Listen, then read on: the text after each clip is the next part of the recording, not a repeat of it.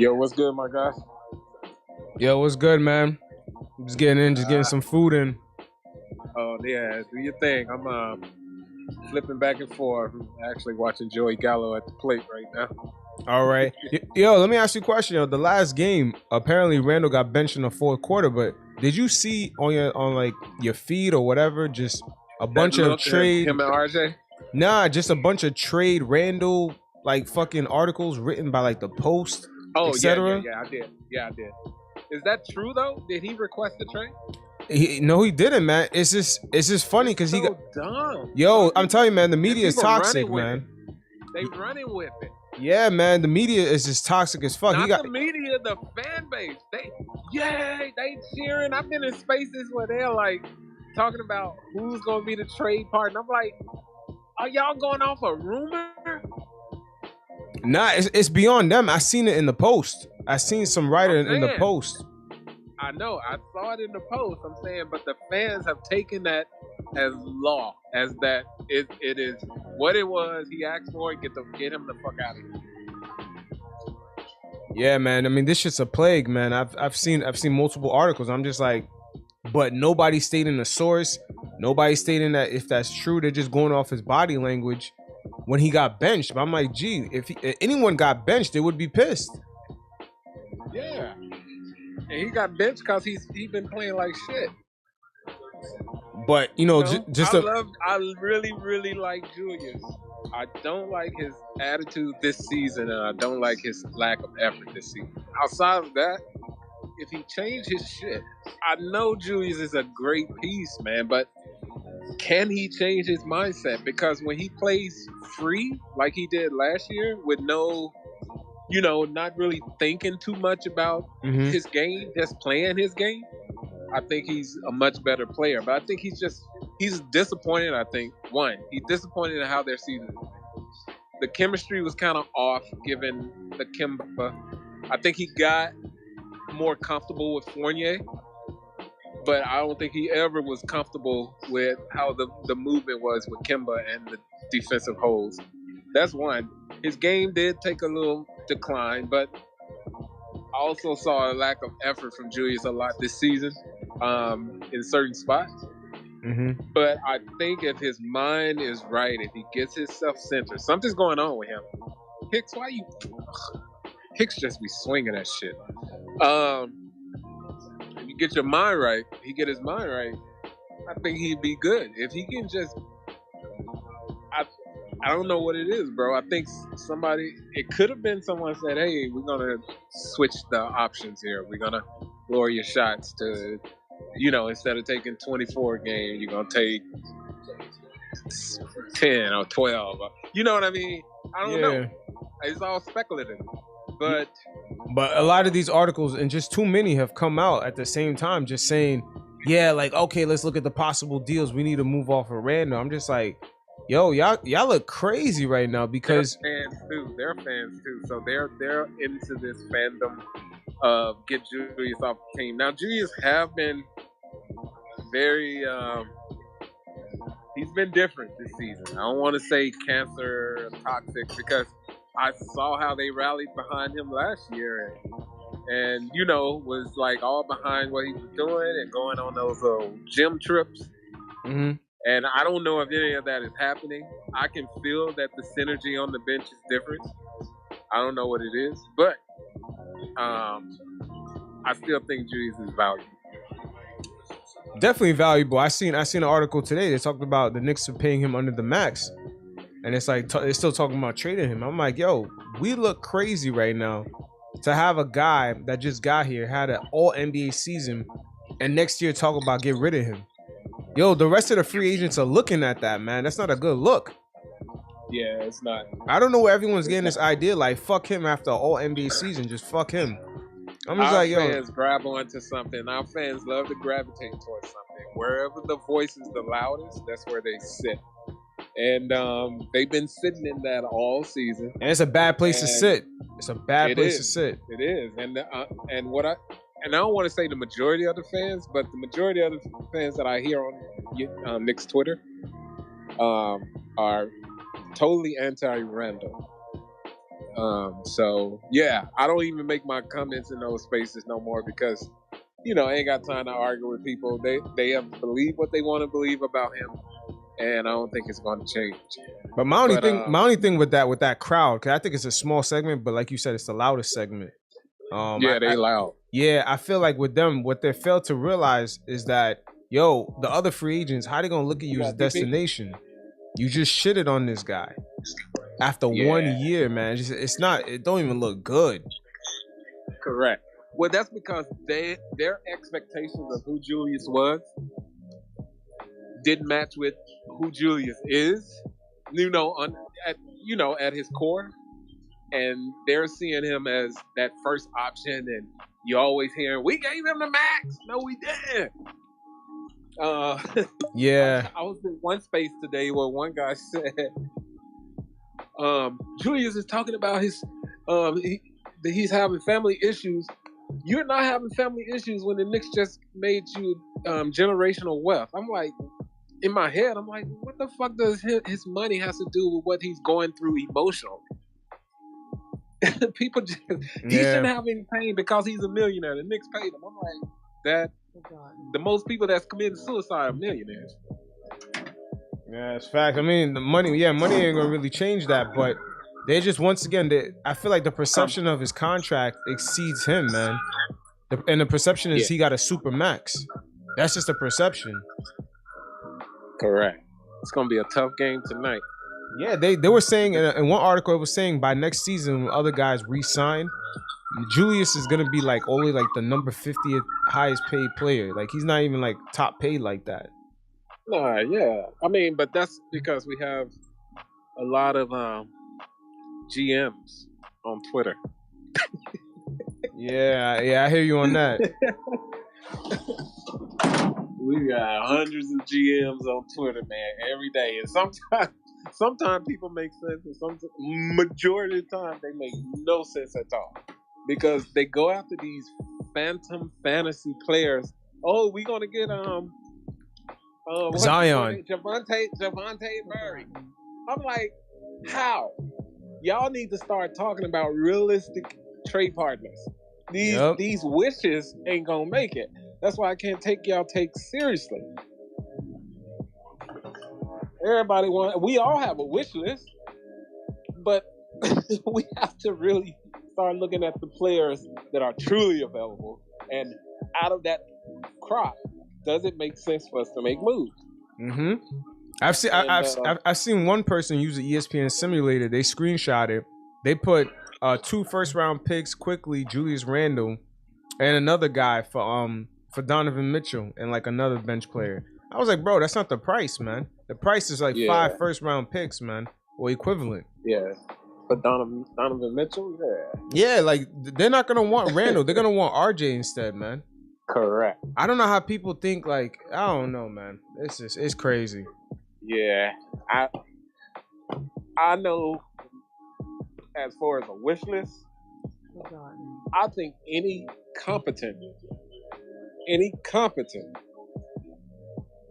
middle of the road to upper middle tier point guard can get us over where we need to be. I agree. Yeah, because I see RJ at the 2, Cam at the 3. If we keep Julius at the 4, Mitch I don't know. Mitch, I just don't feel Mitch is gonna stay.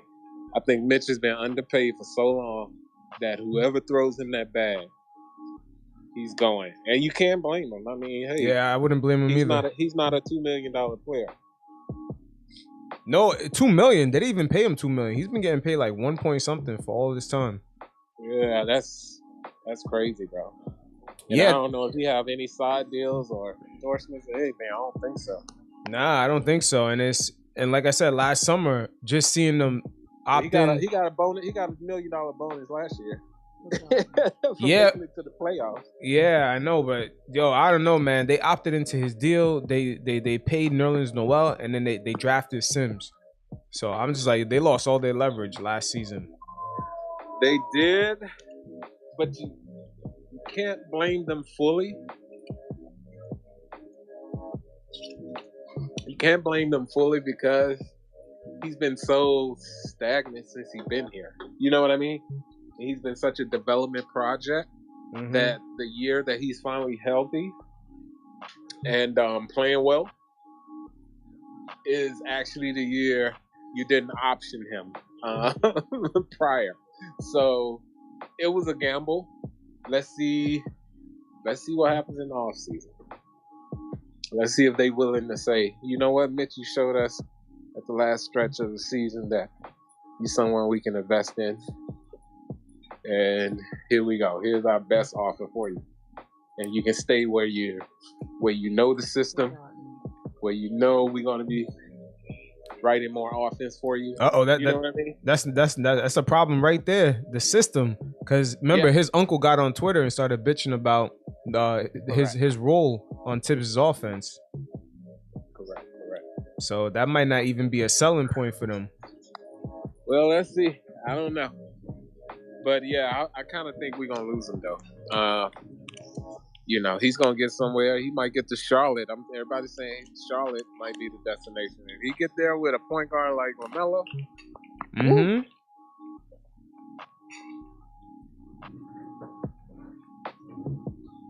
but we'll see if his health actually stays up. That's true too. I wish him nothing but the best. I like Mitch. I think Mitch good for the team, to be honest. They were saying in one space today, I don't know where they came up with this, that Mitchell Robinson hates Julius Randle. And I'm like, oh my God, come on. Yeah. I'm like, I never heard that one. And it was like, because Julius never passed him the ball. I'm like, that's y'all logic? Yeah, and first of all, they almost occupy the same space. When is Julius running pick and rolls with Mitchell Robinson? When the hell does that ever happen? Damn. That's mad rare. A Mitchell Robinson Randle pick and roll? Yeah, he didn't have to try to dunk that bitch. He just laid it in, bro. That little stuff like that, he got to learn when to go for his shots and when to he need to finesse himself. Yeah. I mean, I feel like Mitch is gonna become, if he stays healthy though, he's gonna become DeAndre Jordan. If he don't stay healthy, or if he stays if he stays healthy, he's gonna become prime Clippers DeAndre Jordan. Oh, okay. Yeah. Except he could actually block guards. He could actually run out in the perimeter and block guards. Yeah, too. I think Mitch is 23. He's 25. He's gonna be nice. Who found that? Quickley? Yeah. Nice. That's crazy because the end of the season, the squad is actually playing pretty good. A lot of close games. Yeah. What is this? If we win tonight, it's 5 in a row? Is Burks okay? I don't see him back in the frame. Where is Burks? Oh, okay. He came up late. Yeah, he's limping though. You see him? Yeah, I see him right now. Damn. Did he hurt himself? Now, if we had a surefire playoff spot, I would be like, yeah, go dive. Go for that shit. Yeah, I'm surprised that we're still in this race, man. It's just... I heard if we win tonight, what they saying, we have to win 5 of the last 7. Man, we got to win all of them. And Charlotte has to lose. They have to go 2-5. And they got a tough schedule, too. They have, the Bucks, the Bulls, the 76ers. So, Boston.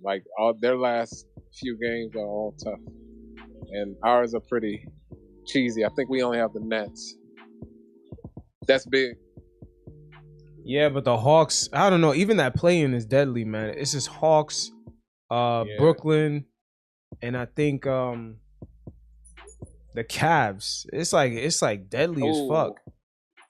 And one. Shit. Yeah, it wouldn't surprise me if Brooklyn goes into the play-in.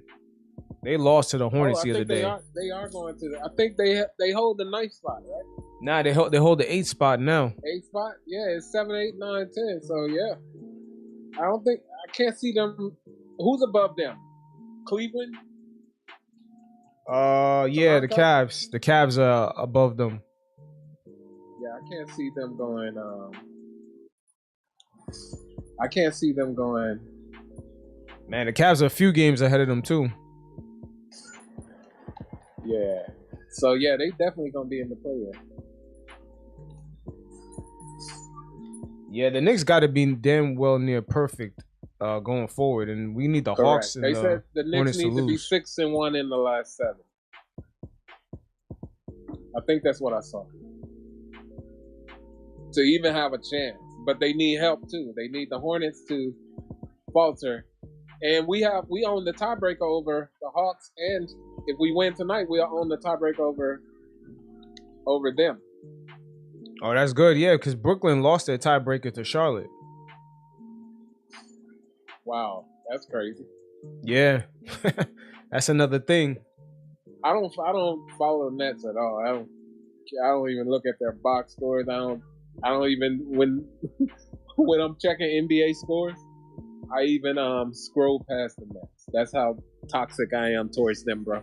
Nah, I don't really follow them either. I just happened to come across that information today.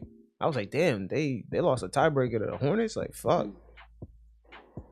But yeah, I don't really know what's going on with that squad. Their games, even on TV, is kind of boring. Like the aesthetics of it.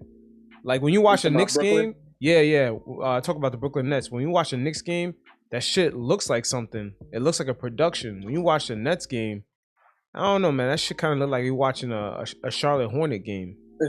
Like as far as production. Yeah, I don't keep up with them at all. Yeah, I remember on League Pass, I seen a Charlotte Hornets game. I was like, damn, man, they ain't got no budget towards the production. Like switching back and forth from a Knicks game to the Charlotte's game, yo, it was like night and day, man. The Knicks had like real sponsors. And I even love when we do our. I love when we do our other on YouTube when they do the cinematic. Yeah, I know what you mean, like those type of highlights. Those cinematic highlights, yeah. Oh my god, I love it.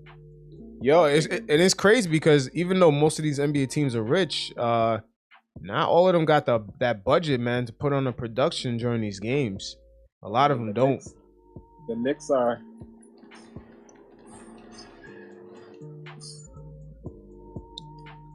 Yeah, like the Charlotte Hornets, like, even their commercials was mad local, man. It was like, check out Rib Shack. Like it was mad. I don't know.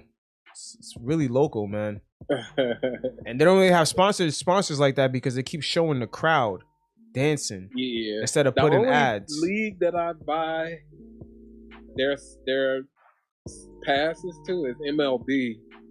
And that's only because I feel you get the most for your money. I mean, NBA, you get 82 games, which is good. I would never buy an NFL package because you only get 17 games. But baseball, you get 162 games, and I like a few teams. Yankees being number one, and I get to see a lot of shit, bro. Yeah, my only thing with baseball, man, it's like, you know, they need to speed up that game a little bit. Them games be too long, man. It just depends on how it is. I like the chess of it. The chess of it all. I like the chess of baseball. Like, nah, baseball is dope. Don't get me wrong. Baseball is dope, but I feel like they haven't really adapted and integrated their league with the current technology. It's weird.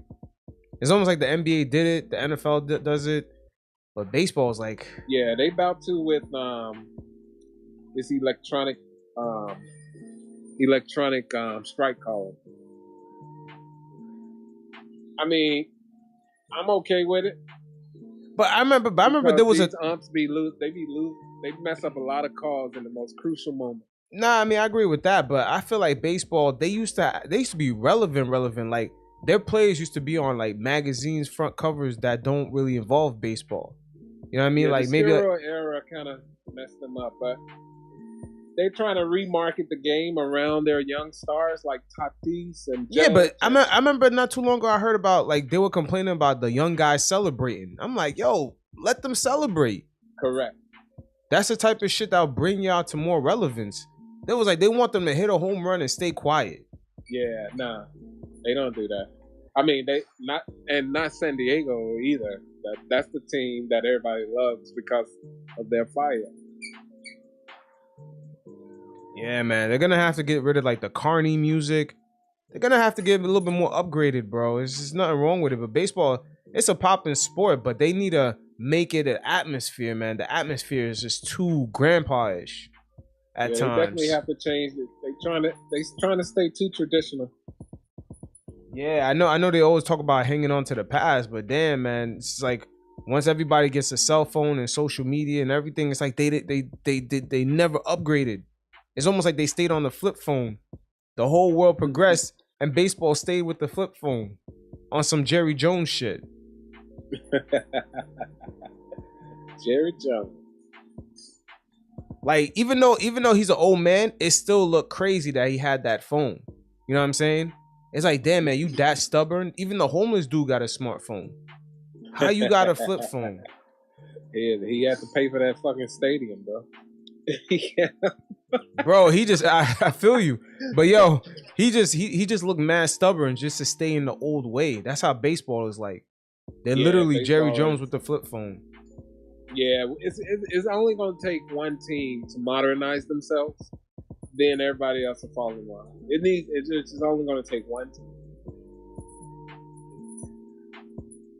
Yeah, I hope so, man. Because baseball, I mean, their players used to be relevant. It's going to be San Diego. Watch. San Diego got the juice, not as far as players, but personality. They got the team that everybody want to see. Mm-hmm. You know, Darvish and Tatis and Machado, like them boys. They got fire, man. They got some fire.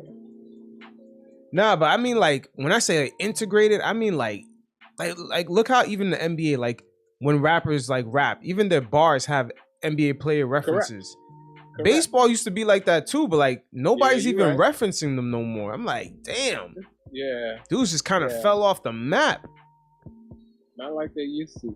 Yeah, they're gonna have to start throwing some parties where they inviting Rihanna or something. They gotta spice shit up, kind of get integrated with the pop culture. So because what they don't realize, that's free marketing and branding and promotion for your league.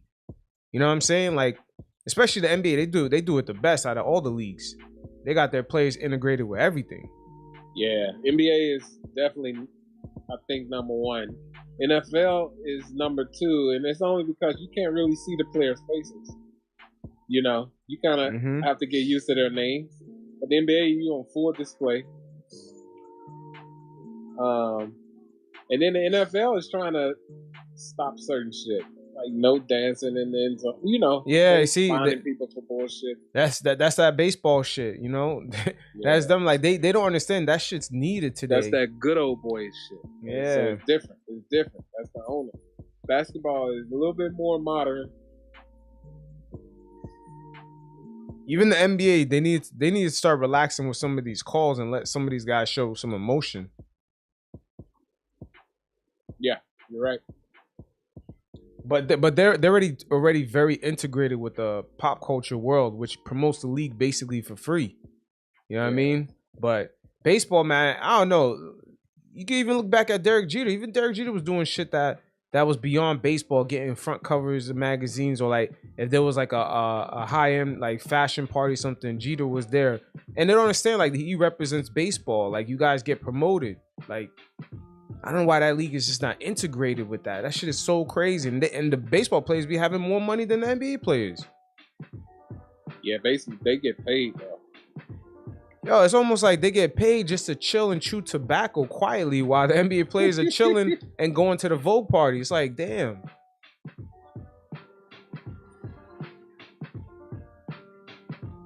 Yeah, I don't know, man. Sometimes I'll be saying, yo, they might have to bring steroids back. Fuck it. Please don't. But that was a good time in baseball, bro. That's when everybody was tuned in to what was going on. Yeah. Everybody.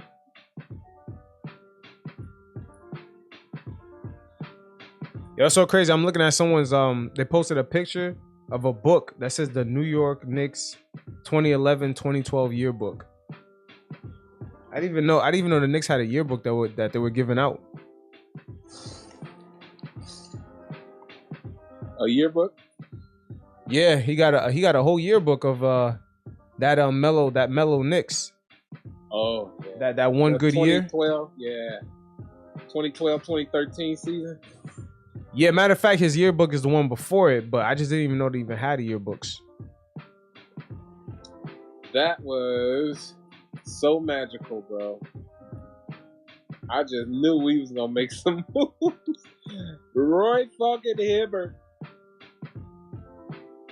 Yo, you know what's so crazy? What happened to him, bro? I don't know. He got out of the league basically upgraded and they phased him out. Like centers, they just didn't need centers like that could just block shots. Center's coming back though. Yeah, but stretch it's like 10 years later. Oh, you know what? It has been 10 fucking years, bro. Yeah, God like damn. Yeah, like when he blocked Melo like that, who would have known, man? That was like the last time Melo was like taking it to the rack. Yeah, like with mad confidence. I don't know. I think that shit shook them. Cause after that season, every time he be pump fake. Every time he got to the rack, he take the ball in the hole, pump fake. I'm like, when does Melo do all them damn pump fakes like that? That's crazy. Cause them Denver days, he used to just attack the rim, bong. But yeah, Roy Hibbert fucked his shit up. Yeah, I think I cried. Yo, but that series is really on Melo, man, because we had no business losing that. That was That's true. Young Paul George, bro. The Knicks were the favorites in that series too. Yep. Yep, and them two niggas went away and got them a ring. Yeah, it's like every time I got a friend and keeps telling me like, he's like, yo, every time Melo has to step up, Melo just don't do it. He's like, Melo is mad nice, but he's like, yo, every time he got to elevate and prove like he has more, superpowers than another person, he just never elevate to that next level. Man, that Indiana Pacers series, Roy Hibbert and a young Paul George had no business taking out the Knicks 4-2. Oh my God, don't remind me, bro. That was so depressing. Who was the coach? Mike D'Antoni?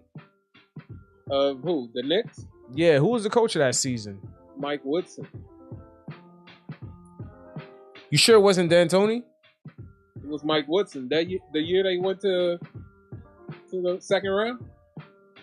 Oh yeah, you're right. It was Woodson. 54-win season. Yo, you know what's so funny? A lot of people never talk about that first year when Melo got here and we went to the playoffs, that first round against Boston that we lost. Yeah. Yeah, a lot of people don't really talk about that series because that was like the only time we really seen Amari with Melo like that. Melo, yeah. That's what derailed us to a lot. We just been unlucky, bro. We've been unlucky. Yeah, but I remember looking back in that series, the first two games, because those first two games in Boston went down to the wire. Yo, when I tell you, I don't think Melo's IQ is really that high in the last minute of the game. I know Melo fucked it up at the end of those two games. Because I remember something happened where the ball ended up in the back court, and they end up just dribbling it out for the time to run out. There was a couple major fuck ups after a timeout. See the play. I just remember that's when we lost in the first round. You said? Yeah, we lost in the first round with Amari and Melo against the Celtics. I think we might have lost 4-0. What year was that? 2010, 2011? I think it was a 2010, 2011. That's when Melo first got here. Yeah. So Melo wasn't even here for the full season, but we went to the playoffs. Yeah. Depressing, bro. But yeah, that's when I started realizing. I was like, it looked funny. Those first two games in Boston looked kind of funny at the end. it's almost like we didn't have any IQ on what to do and how to conserve time. Like, yo, if we missed a shot, quickly foul. Or yo, we inbounded here. Or don't inbound it in the back court because we already passed the line. That'll be a violation. It's like little shit like that. It's like no one was talking. So I think in game 2 they inbounded the ball in the wrong direction in the back court and it was a violation. I can't vividly remember it. I just remember that series and was like, what the hell? Nah, in that series, the first 2 games, those games were lit. Like the Knicks were battling against the Celtics, and the Celtics had Garnett, Pierce, and Ray Allen, and the Knicks were doing their shit, especially Amari and Melo. Ooh, LaMelo Ball picked Randle's pockets, man. But it's just the late game execution killed us. Yeah, I mean, but when hasn't that been our Achilles, bro? Yeah, which it probably goes back to the point guard issue. Us never having one. Never having one. And it's funny because all these Randle articles, man, that came out, none of them mentioned the Knicks not having a point guard. Oh, and they gonna call.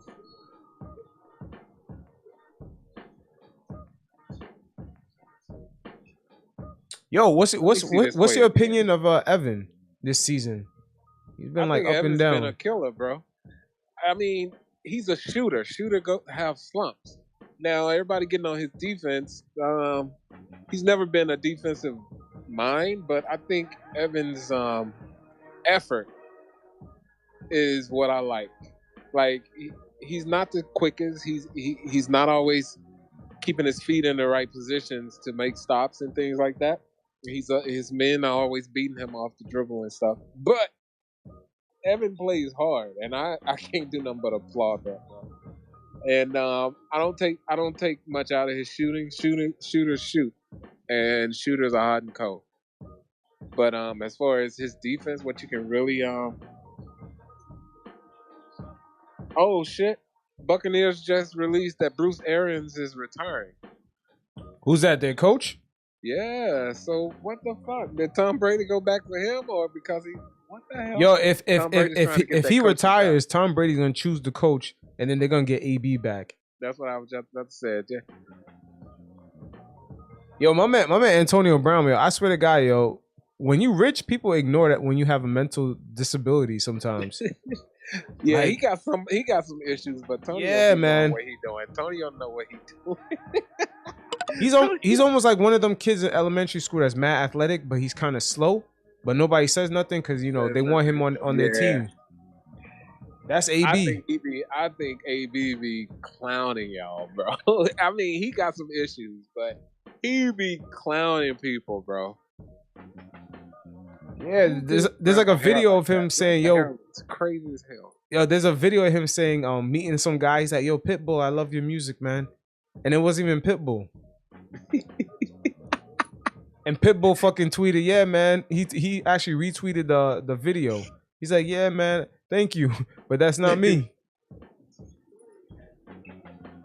LaMelo Ball, God, can you imagine if he was in the Knicks uniform, bro? We never get that lucky, man. Electricity, man. Electricity. Yeah. Yeah, we never get that lucky. Damn. Like he would sell out every jersey in New York City like easily. Yeah, he would. Like, cause he's like Pete Maravich, but he's just that flashy. Watch Terry hit it. Oh. Yeah, he is very flashy, man. They would love him in the Garden. But yeah, and that's what we need, bro. That's why I was so sick they fucking changed the rules the year we were supposed to get Zion. Like, he would have had that place rocking nightly. Well, shit, you want Zion now? Like, I mean, play more games than Zion Williams did. I mean, but we hindsight is 2020. I'm just saying, at the time, right, we were supposed to be the one pick, and they changed them damn rules. And Zion, for his first year before he got hurt, and last year before he got hurt, Zion was putting up 20, 22, 23, averaging. Blessed in disguise, man. Rowan Berry. I like RJ, but I'm just saying, as far as that Patrick Ewing type of Because we were like getting Player. clowned so hard when we didn't get Zion. So I'm kind of happy it turned out the way it did. Yeah, in a way, yeah, I'm kind of happy about that too because his health, man. I'm not sure this guy could last It's for so an bad, 82 bro. game season. It's just the Who's weight this? needs to come down. But if his weight comes Yeah, down, he definitely needs to be about 285. nah, but Who's 285 still But might have be you too seen big. him on the 90. Pelicans bench, bro? He still looks big. Like he still Who you looks guys terrible. talking about? Zion. Oh, okay. The problem with Zion is How that tall is he? 6'8"? nah, I heard he's 6'5", He's like really. 6'6". Yeah, Yeah. he's 6'5", Oh yeah, 6'6". no, he needs to be in his 220s, 230s, bro. The thing is, 240 if he at- loses at too much best. weight, his superpowers go away. If he loses too much Apparently weight, he's up at like 300. That's what But I heard. I think athleticism you're just born with. It can't That's be God given, yeah. Yeah, you can't be taught. He has that. So I don't think that's going anywhere. He has a unique body, unique set of skills. Kind of like LeBron. You can't manufacture his type of body. You can't When he was in manufacture shape, he that was type like of unstoppable. He was like an easy 25 and 12. So Yeah, he gotta get himself back in shape. Last season, he was an all-star, averaging, I think, 28 points per game on 61% shooting from the See? field. I mean, he was crazy. Like he was an all-star. Like, yeah, it's ridiculous. he's like, because he I think could he's get, dynamic, bro. yeah, he could just get to the rim and explode like nothing I've seen. Like more than Sean Kemp. You know what I mean? Like Yeah, I can still dream of RJ Zion and Cam. hell yeah, why not? It may not happen, but I can dream about it. Though. I dream of Zion, RJ, and whenever Spider wants to come over. That's our championship team. Love it. but let me ask you a question. Do you guys think that if Zion had lost a little weight, maybe get to 260, you guys think his superpowers will go away a little bit? No. He's shown us too much already. If he get at a manageable weight, he's gonna be. Bro, he's not closer. even shooting. Like he can't even shoot yet. He don't need to shoot. What we talk about in the garden, what happens in the garden, people come here and punk us. Zion will not let that happen. No. In the garden. Ain't nobody coming here and punking us. No, I think with Zion as well, what was really scary last season, just before he got injured, was Van Gundy was experimenting with him as point Zion. And it wasn't for a long time, but what I was seeing was kind of ridiculous. Bringing the ball up the court, dishing, like the guys got real. It was pretty ridiculous. He did it for he experimented for 10, 15 games, right? Like, yeah. They would just give him the ball at the top and just, but I think Duke Zion, he was very lean. He wasn't as big as he is now. I think even Duke Zion, he was 17. I think he would dominate. Well, have y'all ever been to Louisiana? And I think he their would. food? Shit. I think he would dominate in the NBA. Bro, you will gain an easy 5-10 pounds there if you're not careful, yo. Louisiana had me ordering grilled gator tails. like I'd be eating it for life. But it's such it culture was there, so bro. fucking good, bro. Wait, what was you ordering? Grilled gator tail. Yeah, gator tail. Oh my god! And they fry it too. I'm talking about so good, bro. Like New Orleans will have you going crazy. They will have you mad fat, bro. Yo, in New Orleans, you'd be like, yo, I need a snack, and they hand you like a big ass bowl of fish and grits, and you're just like, what? I'm telling you, them sugar spice beignets. Yeah. What? Yeah, I can't do New Orleans. No. So imagine being there, he's been there, 3 years now? You know what I mean? He's got to get himself together, man. He's a star. That's why it's so, unfortunate. He probably has those genetics where he see food and gain weight. So let me ask you this. If Zion is available, is it everything? If Zion's available, go get him. Is it everything except for RJ on the table? Pretty much, yeah. Are there any players else you want to keep? No. Yeah, we gonna have to give to get. So yeah. we can't be too. But yeah, RJ is off the table, and I would say Jericho because we're gonna need an explosive height in the center. But everybody else,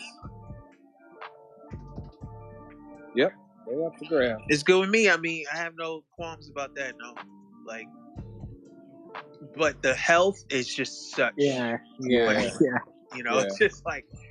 But if you get, let's say you get like 85% Zion, that's still 20 and 8. Like, I'll take it. Yeah, that's true.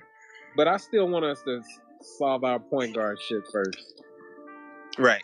Like, before we even start, dreaming about a Zion. I've been asked that question by my peers a lot, and I really don't know what the answer is. I know what the options are. There's a lot of them, but I don't know what the answer is. Like, I love a lot of the point guards in college, but is that the route the Knicks want to go? No. I don't think the Knicks point guard is in the draft. To be honest, I watched that Ty Washington kid. I love Ty Washington. He's my favorite player there. But how tall is Ty?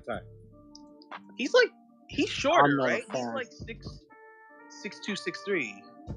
I watched that, was it UK versus St. Peter's game? I might be wrong. I think it was that. And him and this guy called like Shavan Wheeler or something at the guards. Nah, I didn't like what I was seeing, to be honest. The body of work wasn't bad, and he's like a combo guard too. And I don't know what the Knicks are looking for. Do they want a pure point guard? Do they want a guy that can score? Yo, we've been so innovative with guard they favor. We've had so many short point guards come through our franchise, bro. We need LaMelo. We need a Cade Cunningham. We need. How tall is Frank? Frank was like 6'4", 6'5" or something. Who? Frank was ass juice. Yeah, he was just not a good player, though. You know what I mean? Yeah, it wasn't Frank's time. And it's like, if you're getting Donovan Mitchell, he's short too. But Donovan is explosive. That's why Donovan I like McBride, because McBride is explosive. He has verticality.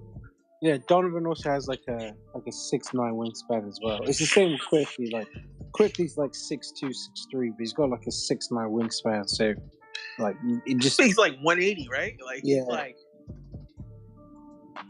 D. Mitchell's explosiveness as well. That dunk he did at the Garden last time he played was just ridiculous. He's better than people think. Like, and he has a lot of respect around the league, but he's even better than that. Like, Donovan, for sure. Yeah. It's just he's hidden away in Utah. Like, right. I think people like that he plays hard. He plays hard. He take no possessions off, and I like that about him.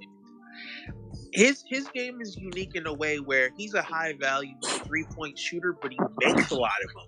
Like, it's such a double plus when you shoot a lot of them and make a lot of them. You know what I mean? Yeah, but what impressed me most about him is his IQ, his basketball IQ, right? So high.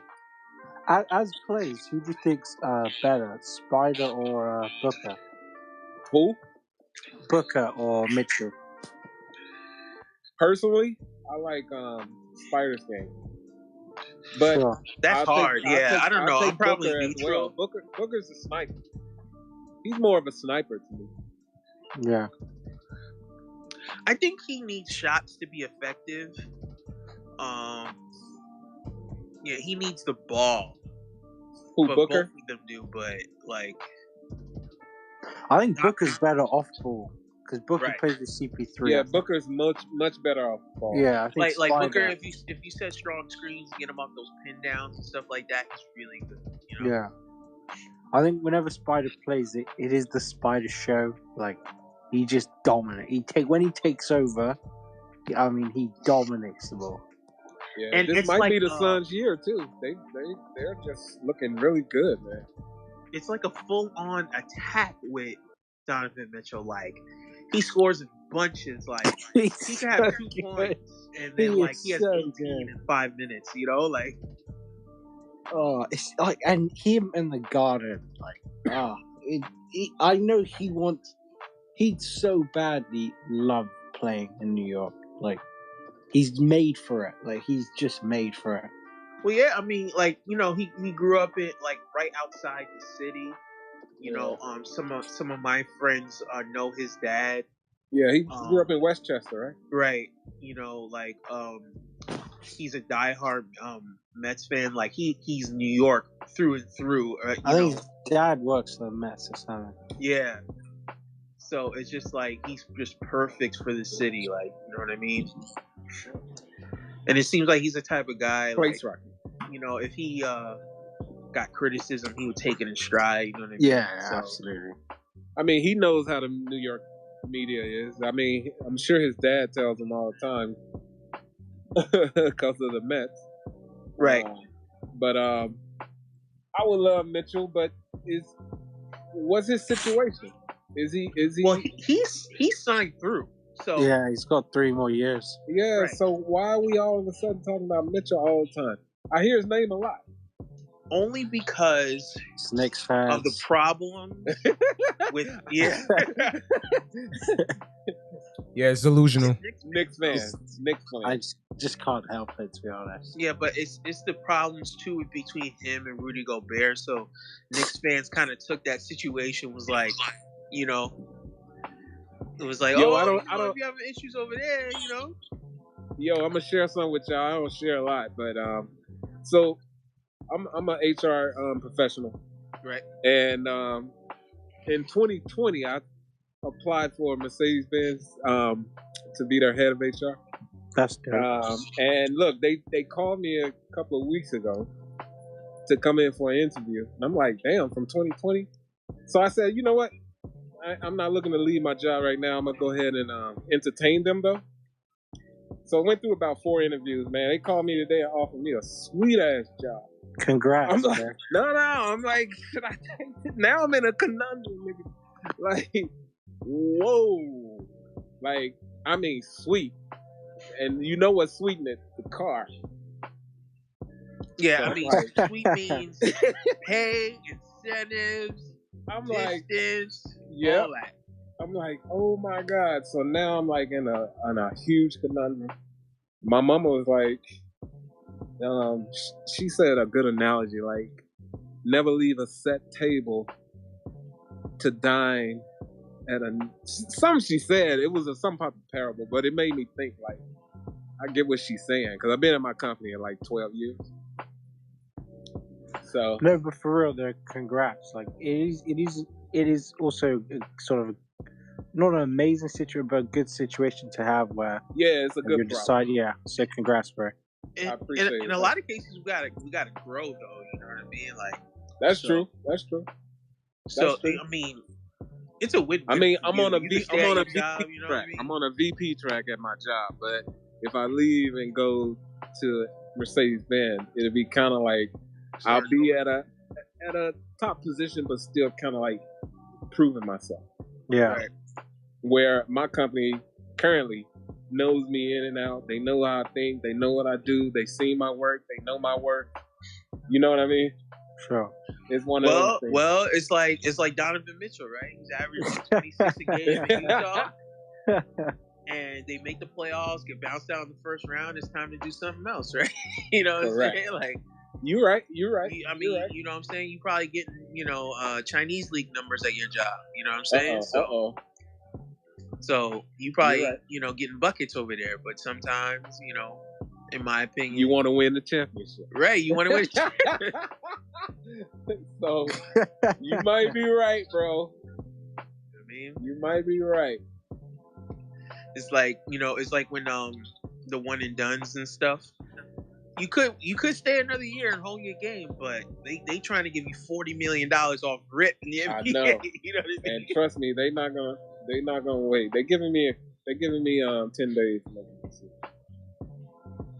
Yeah, man. So happy for you, bro. And whatever you decide, man, you know what I'm saying? Let the Most High follow you with it. Yeah. I was gonna. I mean, you don't have to answer, but are you like religious at all? Am I religious? Yeah. I'm Christian. I'm Christian. I'm not religious. I'm spiritual. Sure. Same. Just pray on it, bro. I'm sure you made the right decision. Congrats, anyway. I appreciate it, bro. Knicks fans, comes we the just second stay winning, half. to be honest. Yeah, I'm ahead, but if this is still up at the end of the game, I'll come back. Oh, you're in London, right? Yeah.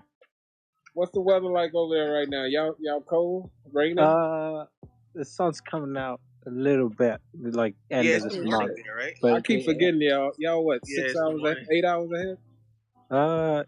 From New York, I think like 6 hours. 6? Yeah. Yo, does the sun ever peek out over there, man? Yeah. It's always gloomy over there. Yeah, so summertime it's beautiful, but like anything else except for summer, you don't want to be over here, man. Yeah, I used to come to Wimbledon. Okay, like 4 years in a row, I went to Wimbledon because it's always around my birthday.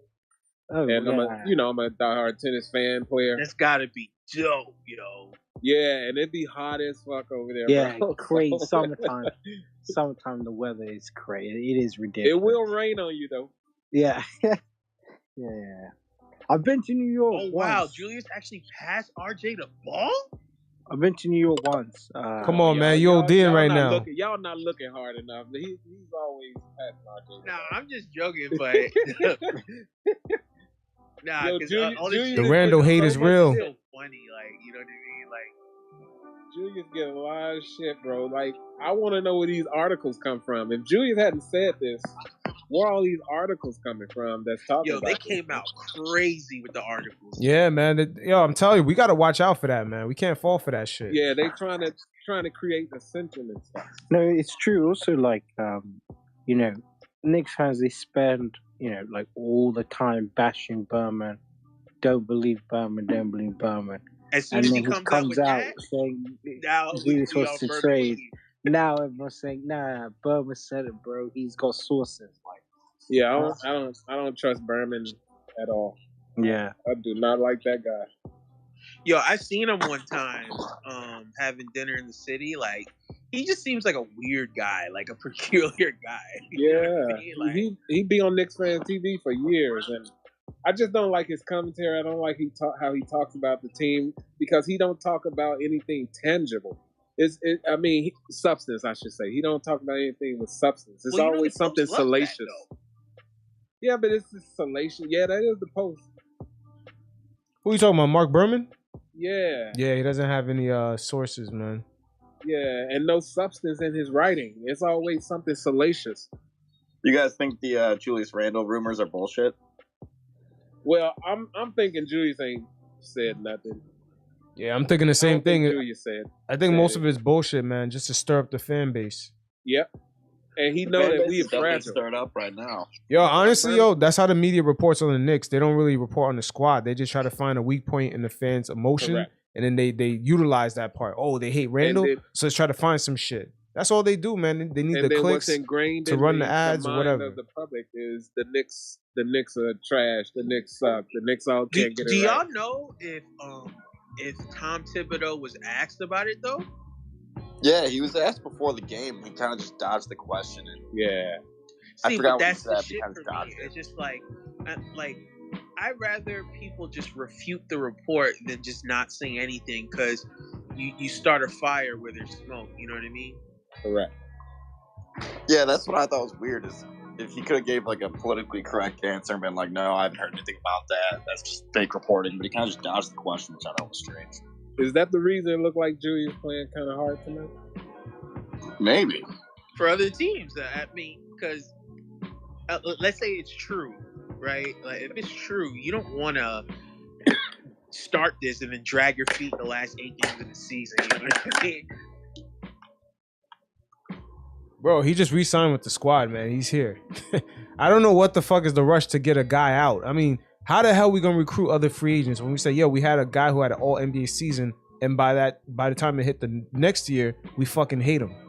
That shit is not appealing, man. I understand where you're coming it's from, not appealing at all. The NBA is year to year, you know what I mean?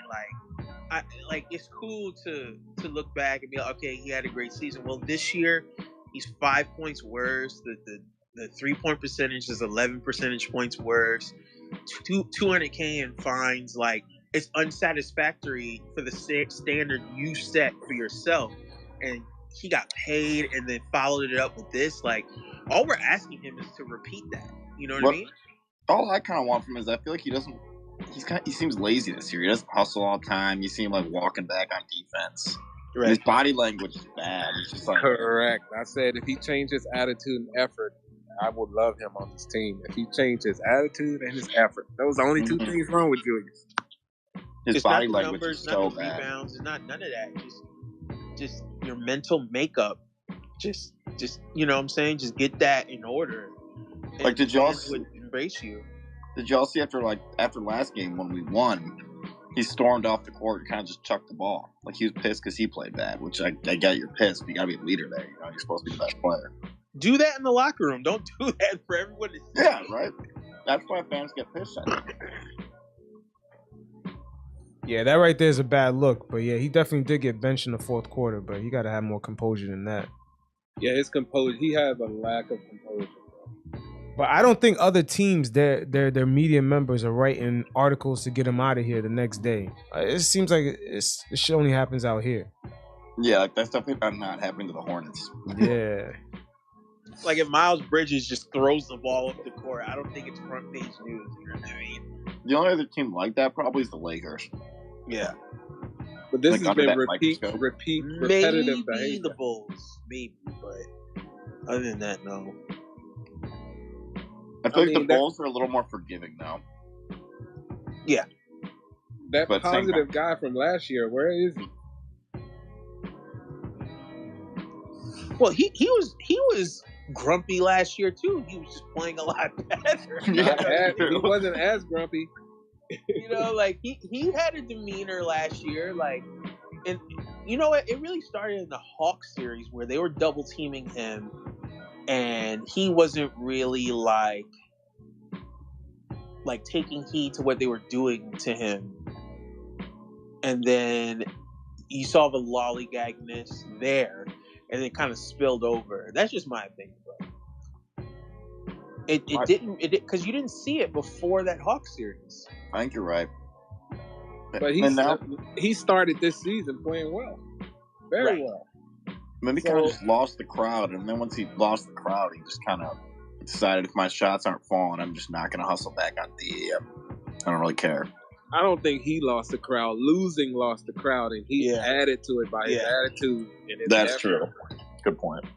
Like, cause flip the record. What are the Knicks? They're like, what's their record? Like 34-42 or something like that. Like, flip that record. And Julius Randle is playing like this. Nobody really cares that much. You know what I mean?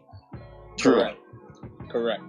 But saying that, we have our record just partly because of his play. You know what I mean? Because it's just considerably worse in terms of the numbers. You know what I mean? So.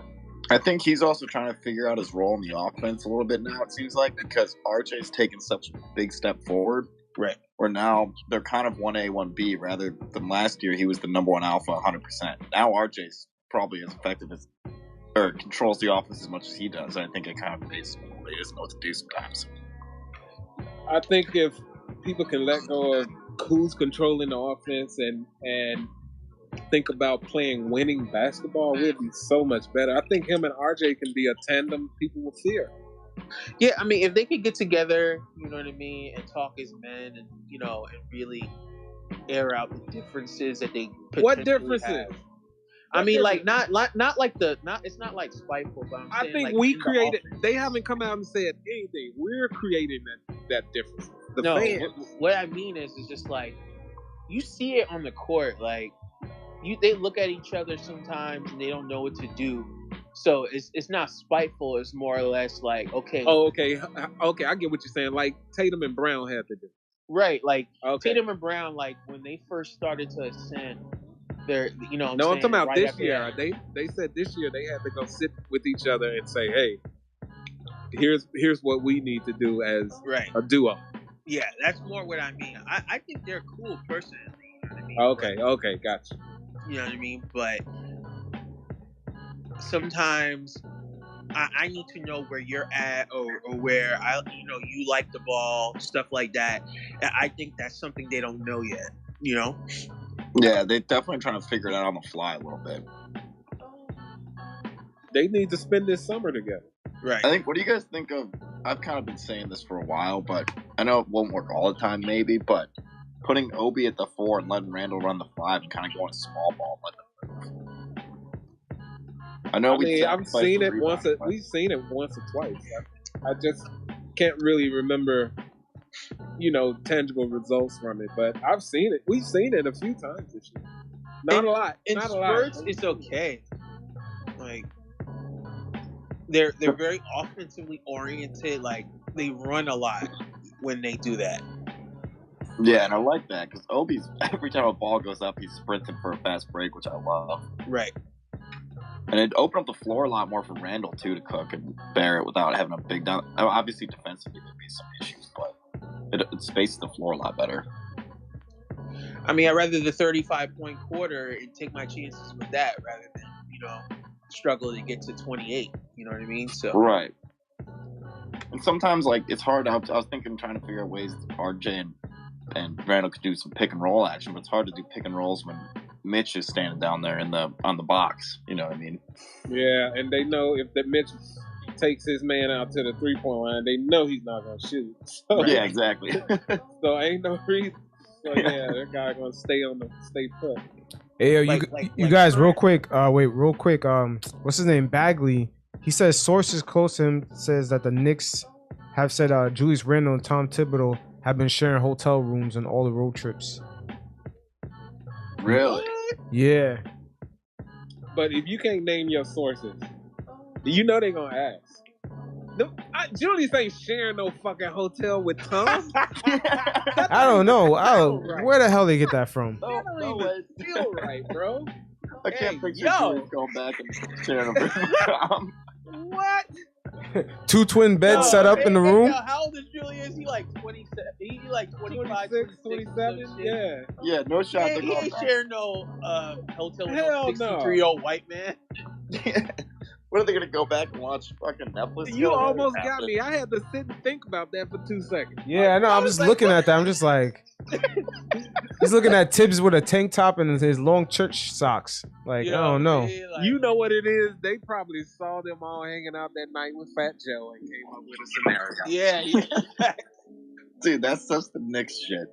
That's Mark Berman shit type of shit. But Ian Bagley said that? It's funny though. I'm with you. Yeah, Ian Bagley said that. He tweeted it. I'm looking at it right now. I trust Ian. He better put it in the room. I trust Ian. He better not say no shit like that. No, but Ian's pretty legit. So if he reported it, then no, he said sources told him. Oh, okay. Somebody else told him. So Mark Berman gonna ask Tom. Now, this is kind of one of the questions he probably would love. Yo, not Tom, I'm saying Mark. Tonight just to see if they ask him that shit. Mark will ask him. Yo, Trust Berman's me. a slime ball, bro. It's like when what's his name was here. Who's the piece of shit? He working for the Nets now. God. But like he's that kind of slimy, like to ask Tom Thibodeau some shit like that. Yeah, I don't fuck with Berman. I even hit Twitter up the other day and I said, at Twitter, I blocked and muted all things Mark Berman. Why am I still seeing his tweets? I said, is it because I follow all things Knicks? And Twitter hit me back and said, we'll take care of this. Y'all already know that the Knicks aren't in the playoff race when reports like that start coming out. Yeah. They need something to report on.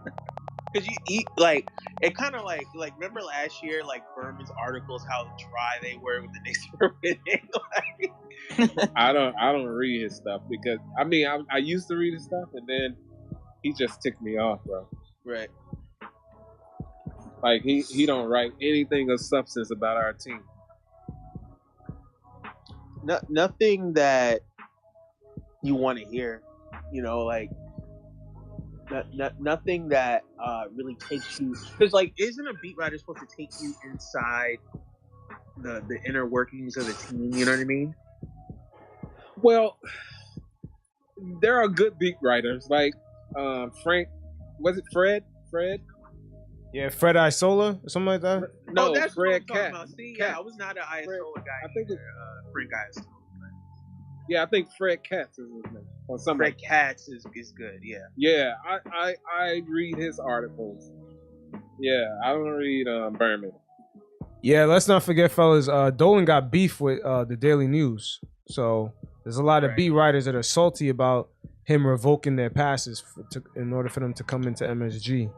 So did he revoke the post as well? That's who Berman was. Yeah, like Dolan be doing that at times. He be revoking, certain people's passes depending on what they write. So a lot of the beat writers got beef with the squad. They need to take that up with Dolan. That ain't got shit to do with the team. Yo, but you know what it is? Dolan owns a team. He owns the network. Dolan runs shit, man. Too. He run it. His dad. I didn't know his dad founded HBO, bro. Yeah. I just thought he just owned Comcast. I just thought they owned Comcast, bro. Yo, these folks are like richer than rich, like wealthy. Yeah. How crazy is that?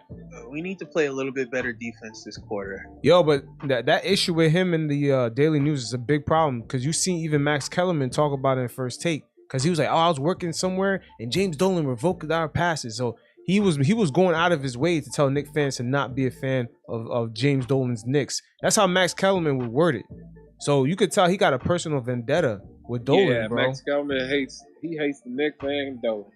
I mean, by nature, reporters and beat writers are very sensitive. Like, people talk about the players being sensitive. They're very sensitive. So if you do something like that to them and you mess their money up, their stories, they're very, you know what I mean? They're very sensitive to shit like that. So I understand the frustration. I feel that's kind of the nature of that industry. You know what I mean? Like, if they can't get the scoop, they are not happy. Yeah, and if their sources feed something to someone else other than them first, you know what I mean? It's all part of the industry. I mean, you got access to all. I can't believe the Blue Jays are kicking our ass. The Knicks. Yeah, but at the end of the day, the New York media is willing to throw the Knicks under the bus in order for them not to be successful. Like, they're willing to do that. Right. It's good for clicks and ratings, I feel like. That's why they do it. Yeah, look how ESPN covers the Knicks, man. They just troll. That's it. They don't even report what's going on. They just troll the fan base. With Dolan in that sense, like, just shut it all down. Just, you know what I mean? Just like, okay, you want to do that? Just. Then, I can't blame Dolan then. Right. What do you guys think about this half, man? Yo, I don't know. We keep looking better and better every game, especially with the young guys, man. I don't know. Maybe we can make a chance at this play-in. As crazy as that sounds. No, I mean, isn't there 2 little games left? The Knicks are like 4.5 games back of the Hawks. They have to lose like almost all of their games. I think we'd need to win out, and then also, I don't even know if that would guarantee it. A few guys would need to lose a few, right? No, we have to go 6-1. The Hawk. I'm not looking at the Hawks. It's more of Charlotte. Is the one we should be looking at. Charlotte has to go 2-5. If they go above 2-5, and we have to win tonight. Tonight is a must-win. I didn't look at Charlotte. Let me see. Yeah, if we lose tonight, it's over, I think. Yeah, if we lose tonight, it's done. Someone needs to go. Right, because we can't lose to them. Yeah, and especially not to them. We can lose one game, but not to them. We can't lose to them. Right, because they're 5 games back of Charlotte. You basically gain 2 games if you win, but you lose 2 games if you lose, right? Yeah. From what I'm hearing, Charlotte has the toughest the toughest road left. As far as they playing like Chicago and they playing big teams, you know.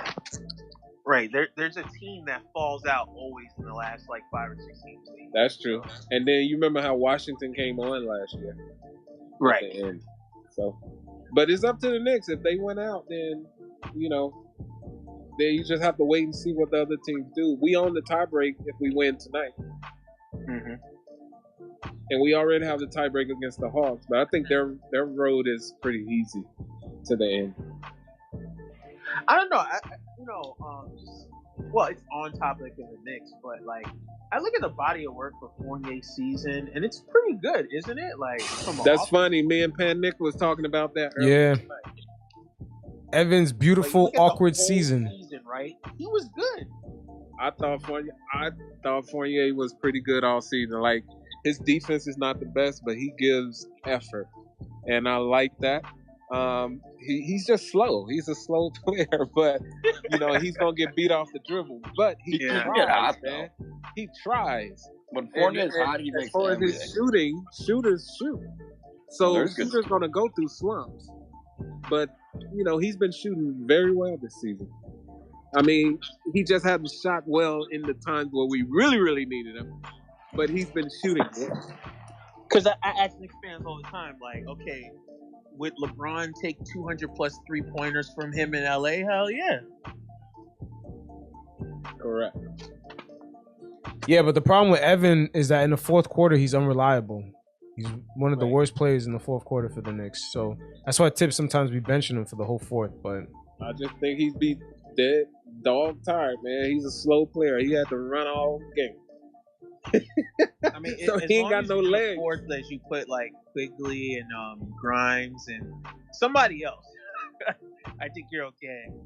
I just think we needed the the floor generalship of Derrick Rose doing those. Yeah, that's what I was gonna say. What really hurt us this year was Rose.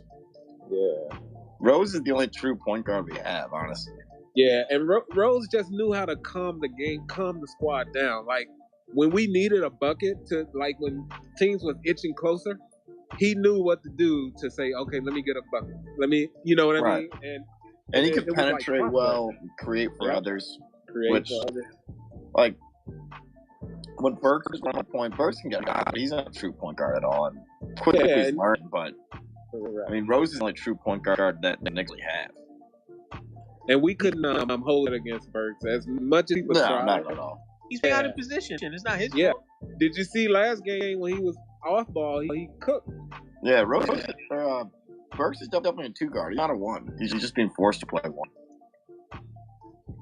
Like Rose was that kind of guy. Like it's the third quarter. You're down 9. He would hit that free to put you in striking distance for the rest of the game. You know what I mean? Yeah, and he was good at getting the role players involved too. Like he would find Obi or Mitch for a lob and then kick one out. He was better at that than most of the guys on the team. RJ's getting better at that too. I feel like RJ's been making some improvements a lot this year. Yeah, but imagine if we just get a guy at the starting position to do it. If we just get a guy as a starter guard to be that playmaker, and then we have Rose coming off the bench, this team could look completely different. That's why I don't understand everyone saying, hey, get rid of Julius. Let's plug in with the holes that we don't have filled up right now, which is starting point guard. Did awesome too is when the bench mob came in and Rose was being the floor general for the bench mob, running a gun, they were discussing off the bench. Yep. I mean, there's things with Julius Randle that has to be fixed internally, though. Like, this version of him is just not going to do it. Wait, hold on. Let me ask you a question. What's a bigger problem? The Knicks not having a starting point guard or Julius Randle? Oh, definitely the point guard, sure. Yeah, all right. So, but I feel like the way the fan base comes out of Julius, they act like we don't have a bigger that they act like that he's the biggest problem. I'm just he's not really the biggest problem in the squad. I think it's definitely the point guard. It's also that Julius is kind of forced to be the point guard sometimes, the playmaker, which he shouldn't have to be. Yes, he's out of position right there. That's why he keeps getting the ball at the top of the key. It's mad awkward. I mean, he leads the team in assists, which he shouldn't. Like, we shouldn't have Julius leading our team in assists. We need a guard leading our team in assists. Like, Julius is pretty slow, you know what I mean? He's got good vision, but he can't, like, drive and kick. Exactly. He led last year, too, though, right? Yeah. I mean, but that was like that was once in a blue moon, man. He should be doing that. But at the end of the day, Leon Rose got some work to do, man. He got to fill that fucking starting role at point guard. Or else his team is fucked. Let's say this, right? The Knicks get a point guard. And because I agree that we need a point guard, but fans seem to be convinced that's the thing that we need and all our problems are fixed. And it just remains to be seen. Like, but we don't know because we don't have one. So we'll see. I mean, we'll see. Yeah, but for the most part, the whole time Julius has been here, we never had one. When we went from Alfred Payton to nothing. We went from Alfred Payton to nothing. Yep, that's true. This season we got nothing. A 2010 and 5 guy. Yeah, I don't understand. That's getting paid under max. He's getting paid under max. Of course, this won't happen, but if we had like a Chris Still Paul, get paid a lot of damn money though. Nah, yo, he's not even like top 20, man. Come on, bro. Yeah, he's in the top 50. Bro. No, not Yeah, 50, he's in the 50. Yeah, in the 50s of contract. Yeah, a lot of the fan base don't realize, man. We got him at a discount. We're not paying him max, bro. It's a 4-year deal. If he wanted the max, he would have had to bet on himself. Yeah, I mean the only reason the Knicks in the position they are with the discount on Randle is because the Lakers had fucked up and they let Randle go. So the Knicks, like I said, right now this is an opportunity, man. We get a guy like Randle for under the max, but everyone. Where's Randle going? He's walking to the. No, they let him go to get LeBron. No, I mean like right now he's just walked into the locker room. Oh, I mean, yeah, I wasn't looking, but what I'm saying is that at the end of the day, they could take advantage of getting a guy like Randle and paying him the salary that we got him at, instead of the fan base saying, hey, let's blow everything up, let's get rid of him. Meanwhile, we have a bigger issue, is that starting point guard role. We don't even have that filled up. But we quickly want to get rid of a guy 20, 10, and 5 with no point guard. And we ask him most of the time to play point guard. He didn't have one last year, and he was balling, and everything was Yeah, good. but that doesn't work. Come on, how many times have you seen a power forward lead a team successfully as a starting point guard? Like as almost like the felicitator of the team. Yeah, because that's not sustainable. I'm pretty sure if they asked Randle, do you think the role that you were in last year is sustainable to do it every single season? I'm pretty sure he'll be like, no. Nah, I don't think so. Wait, so you really believe Randle? Wait, out of Randle growing up playing high school, AAU, college, he thinks him being a point guard or a playmaker, carrying the ball up the court is really a winning formula. You really believe that? Whatever you do whatever your team needs you to do so you can win. If we need you to play like that every year for us to make the 4th seed every year, wouldn't you do that? Bro, no, but that statement you just said is not possible, bro. We've never seen that. Why would you ask a power forward to lead you to play a point guard role every single season? That doesn't make any sense. Like, look at last year in the playoffs when teams can game plan for it. He's too slow to play point. I mean, they would just pick him up close to half court. He just would pick up his dribble and just have to pass out. Let's start with Trae Young averaging 40 points a game too. But yeah, but I mean, Randle got clamps that series. He was horrible. Yeah, he's out of position, man. Like out of position. Got it on the block, he would they would like hedge, to that side, and he just wasn't able to effectively pass out that double team, man. And the Knicks were scoring like 80 points. Like it was terrible. Like he was objectively awful that series. I mean, he was trying to be the number one, which he had to be, but he can't do that come playoff team time when teams can game plan for you like that. It's like I tell my brother all the time, like the teams don't get worse once you make the playoffs. You know what I mean? Yeah, they also have time to game plan for you. You know what I mean? So they can look at film and be like, all right, we know what Randle's gonna do. But look, the point guard problem is a good point too, just because we just haven't had one for like a decade. Exactly. But at the end of the day, I believe some of the fan base really believes that. Let's say if we got Chris Paul as our point guard, some of the fan base really believe Randle be like, give me the ball. I wanna lead this situation. Some of the Randle haters really believe that shit. They really believe he'll go out of his way. Now I'm just giving you an example.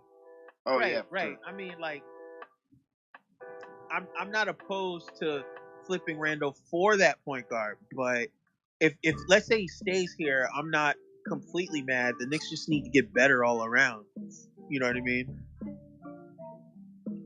I think if you could flip Randle for an equivalent point guard, it wouldn't be the worst idea, honestly. Like, of course, you're not going to get Chris Paul for him, but if you could flip him to an equivalent point guard, we have some depth at the bigs. We could throw Obi and make him a starter, try to develop him. He'll be a huge lob threat on pick and rolls. And I don't know. The modern era, you can't have your power forward be your best player. It's just not going to work. And Chris Paul he's going to be like, I don't know if his age matters at this point, but it's like, what are the Knicks trying to do? Like, if you're getting Chris Paul, you're trying to win a championship, aren't you? Like, yeah, but at the end of the day, man, we get someone serviceable to be that starting point guard, and then we get Derrick Rose coming off the bench with that bench unit, leading that bench unit. We could be a really powerful squad, man. We don't have to blow shit up. We could just use the same formula as last year. No. How y'all feel about Quickley? He's a good player that you want. I like Quickley, but he's a score first guard. You know what I mean? He's not a true point guard. It looked like they're trying to push him into that direction. I mean,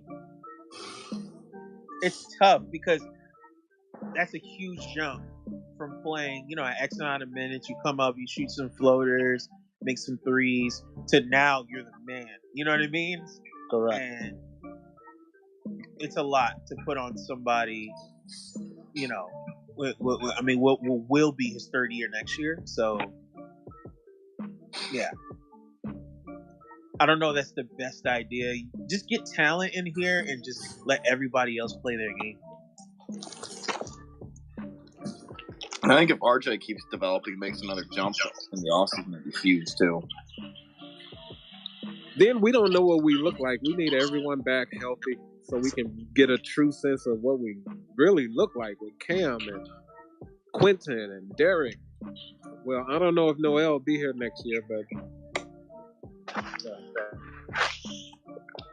did he just sign a new deal? I mean, I'm hearing that he's moving, but they extended him, right? He got a 2-year, third-year option contract, I think, right? Okay. I think. Yeah, two year, and this third year is an option. Because it just feels like a lot of these guys that fans are talking about the Knicks moving. These are guys that the Knicks are in the Knicks plans. You know what I mean? They just signed them, like Burks and Noel and and Randle. They just signed these guys. Right. So I would think they will only move them for something substantial, right? Well, Nerlens not going for anything substantial.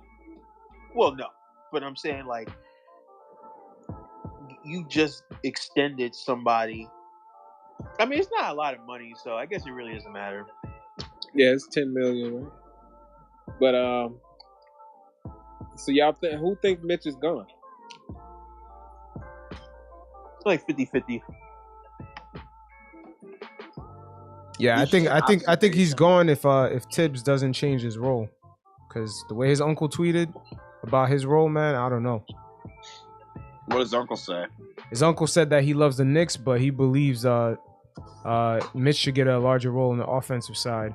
Yeah, he said it probably was Mitch who tweeted under his uncle's account. Yeah, I feel like Mitch doesn't have that much offensive skill, though. Honestly, but we don't know that though. We don't know. Yeah, maybe he do. We haven't seen it. Yeah. That's true. Yeah, we kind of seen Thibs pigeonhole Obi and left him in the corner trying to be a spot-up three-point shooter.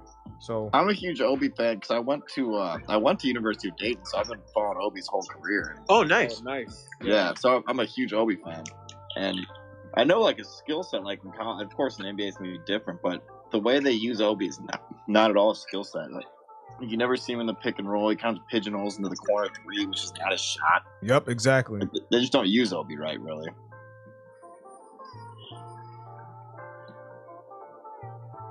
Yeah, I'll tell you though. I watched a lot of Dayton when he was there too, because in the sports betting world you have to just watch everything. So oh yeah, for real. You know what I mean? So, but anyway, while he was there, he was very dynamic. You know what I mean? That's why I was so excited when they got him. When he came to the Knicks, and they kind of just utilized his athleticism, and that's it. So that's kind of where we're at now with him. Mm-hmm. I mean, he really is pretty dynamic. He's gotten better since college, obviously. He can do way more than spot up corner threes and do a lot. But they kind of just pigeonholed him to that, and then he'll try to create his own thing once in a while. He'll be out of rhythm because he doesn't get a lot of touches unless it's an alley-oop or a spot up three, really. Right, because he played under Anthony Grant, right? Right. Who I love. He's a great coach. Yeah, he's a great coach. So under Anthony Grant, Coach Grant, he makes his players do everything. It doesn't matter what position you play. So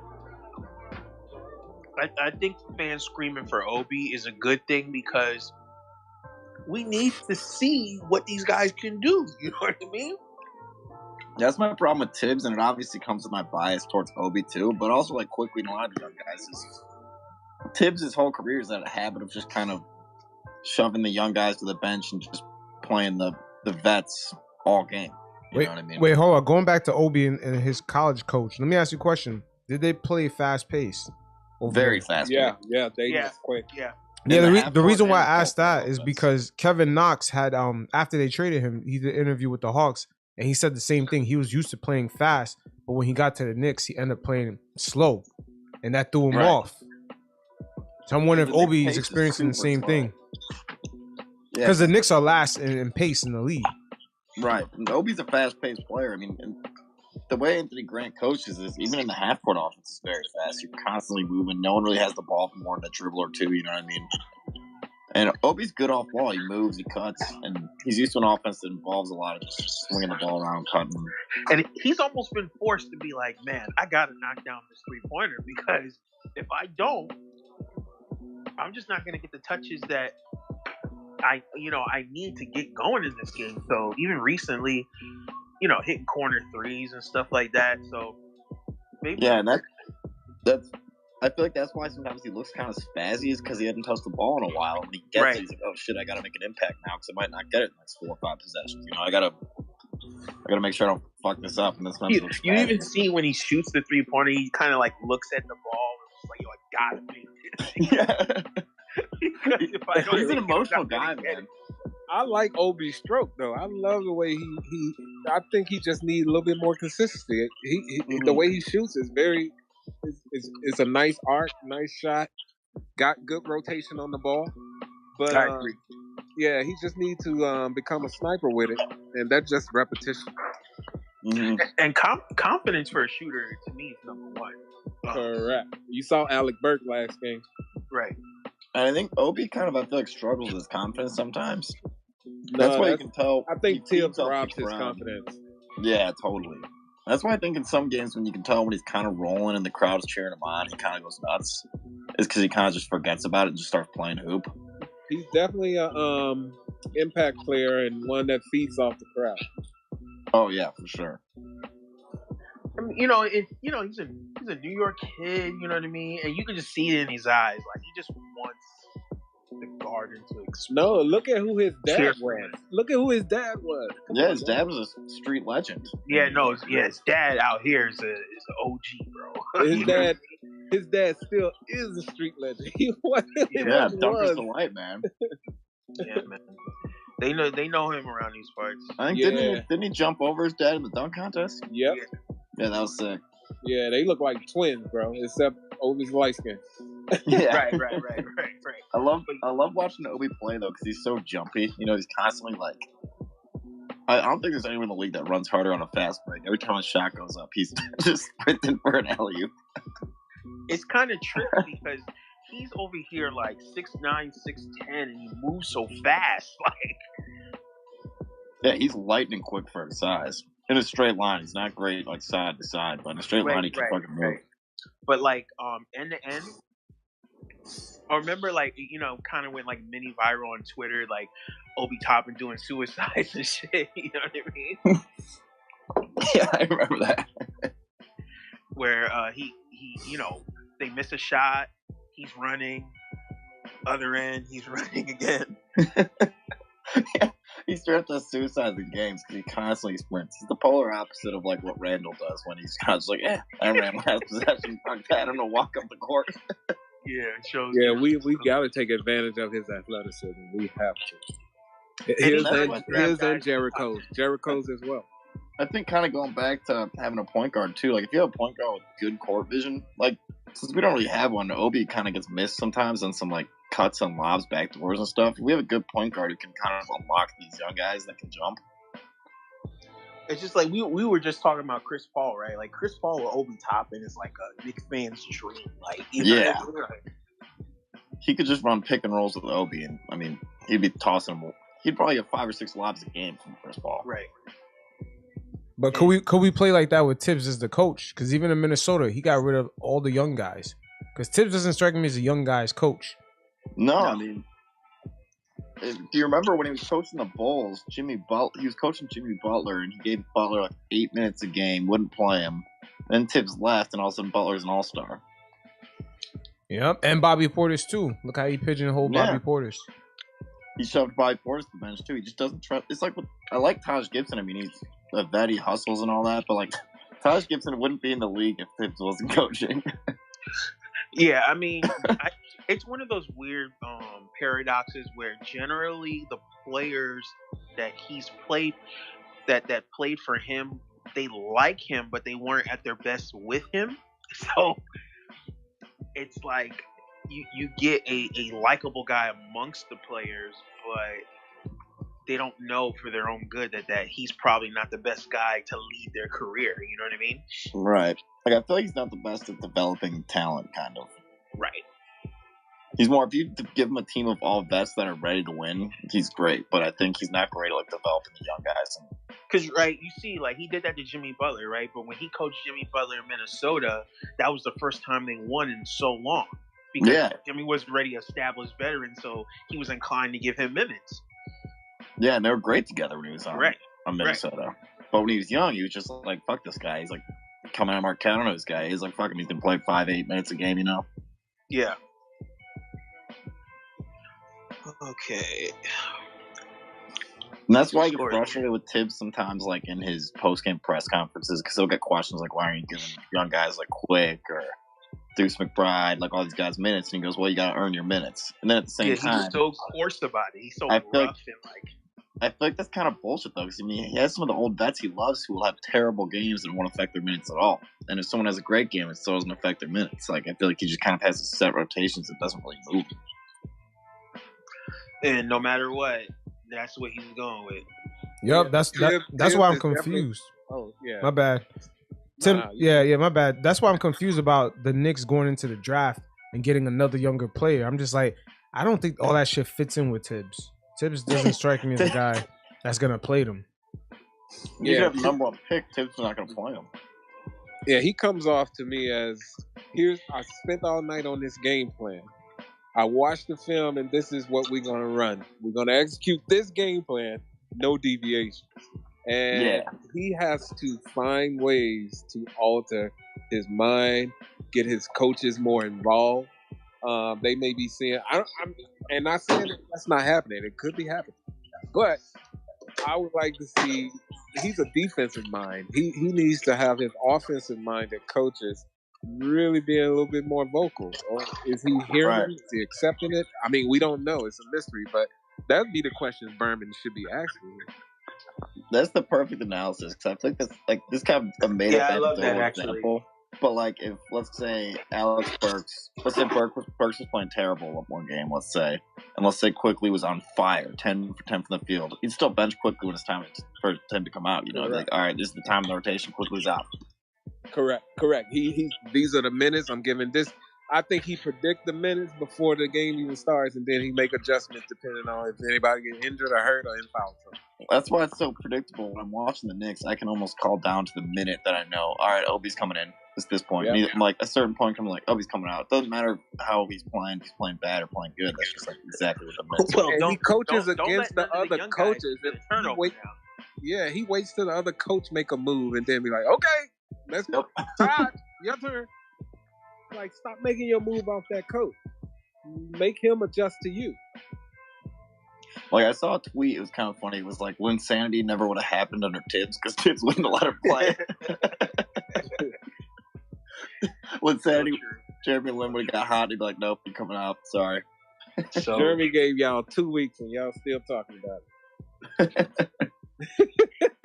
Looking back on it, I never thought of it. Yeah, it literally was 2 weeks of good play. It was a while. It was 2 weeks and everyone was ready to trade Melo. 2 weeks of good play, and that's Knicks fans. I remember it wasn't even. It was after like 2 games. He had like one 30-point game, like a 22-point game, and after those 2 games, the Knicks fans were like, "All right, we don't need Melo anymore. This man's our future." That's how we. But it's just like what Pan alludes to, yo, bro. Like, we just need a point guard. We just so point guard starved. Like, we've been point guard starved.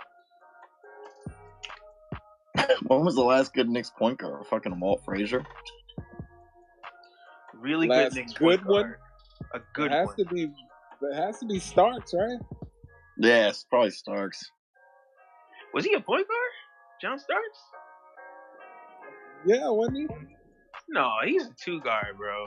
Was he a At 2? first he came off the bench, and then they started him, and Derrick Harper was the point guard, right? Derrick Harper was the point. You're right. And then right. like when he moved on, it was Charlie Ward. And Chris Childs, then Charlie Ward. But and I was young. I was real young. Like I was only born in 1990, but I remember. But the last good Knicks point guard. I mean, doesn't matter if the team is terrible or not. No. I mean, like Marbury's my favorite player of all time. Like, and relatively, he was good with the Knicks, but they just weren't a good team like, at all. Yeah, true. I guess that's why I kind of even forgot he was a fucking Knick, just because they weren't good when he was there. Right. So that's why, to me, it almost just doesn't count. Like the last point guard that was here when the Knicks were good and he was serviceable was probably like Raymond Felton, but that's it. Yeah, Raymond was very serviceable. Not bad at all. Not bad, not great. Yeah, he was what we needed at the time. Right. And very, the personality of a Knick. Yep. But we're point guard starved, bro. It's got to be done this offseason. Yeah. It's got to be. I mean, you can't win without a point guard anymore. It's just not going to work. It's not going to work, bro. Yeah. The modern gotta NBA, have somebody to break it down. Yeah, when it comes down to the playoffs, you can't win without a point guard. I mean, unless you got some kind of generational talent like a Giannis, but we don't have a Giannis, so I mean, we need a point guard. Like, I was even going to make a point. Like, it's like last year with the Bucks, right? There was a portion of the season where Jrue Holiday wasn't playing, and they didn't look as strong, right? When he came back, that's when they became the Super Bucks. Like, he was playing defense. You saw in that series with I think it was Philly. He was just locking people up. He was shooting the ball, assists. Like, he is a big part of what they do. Like, oh hell yeah! Yesterday, when they came back against the Sixers, he went off in the fourth. He's great, and his defense is fucking incredible. It's incredible.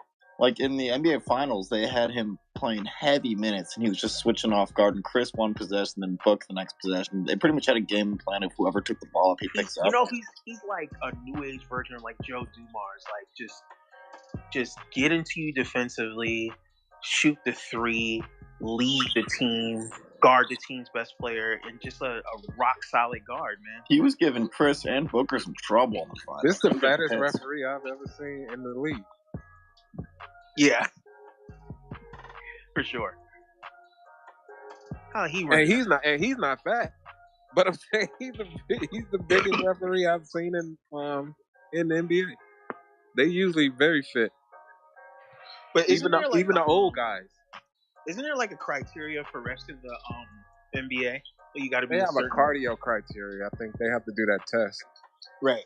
Or maybe some of these old guys pass that test. Well, they probably don't have. They probably been in the league so long they don't have to take. They don't even take that shit. Like when Dick Lavetta was. Hey, but I guess to counter a point, even some of those old guys are still running up and down the court the whole fucking game. It's kind of impressive. Like, when you go to NBA games, you see the refs, and they're like a little bit more athletic than people would think. So, yeah, they're moving, man. 48 minutes. They don't get to go to the bench. The females too, man. That hair be swishing in the wind and all that. Yeah, Rozier, he gonna make this. Get the rebound. Jeez whiz, bro. Look at this. Just get the rebound. Box out.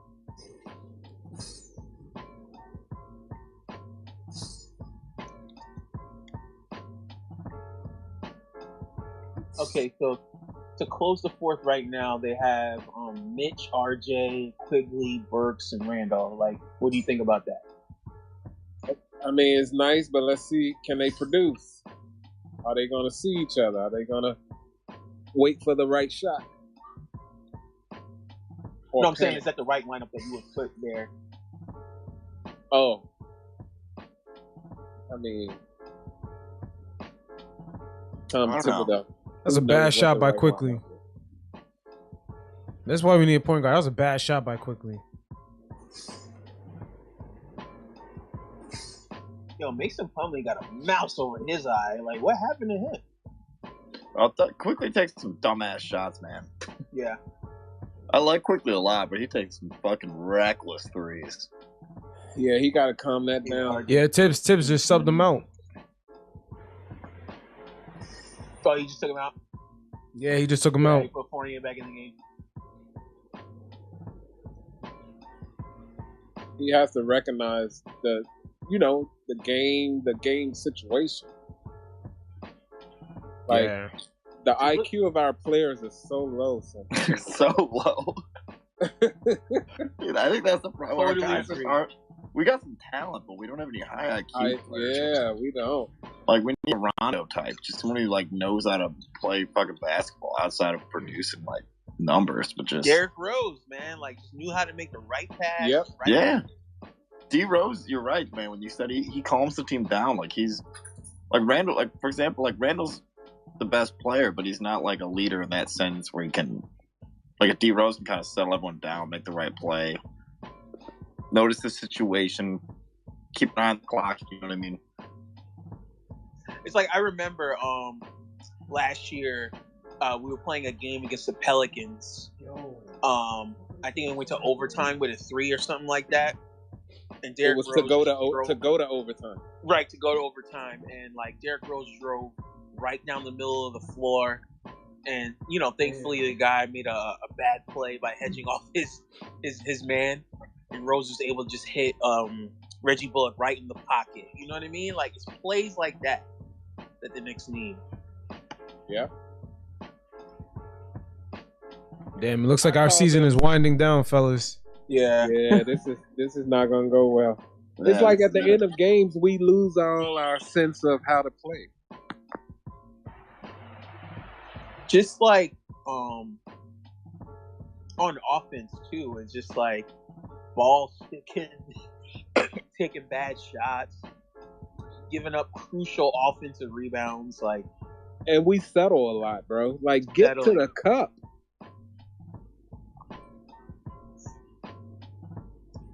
Like you just notice, not to be repetitive on the point guard thing, but just watching the Hornets and watching us, they have LaMelo. You can just notice the difference at the end of games, having a true point guard like LaMelo, who knows what to do. Like, LaMelo's a good point guard. Like, he's a true point guard. He can play, make him get to the hole when he needs to. He knows the situation.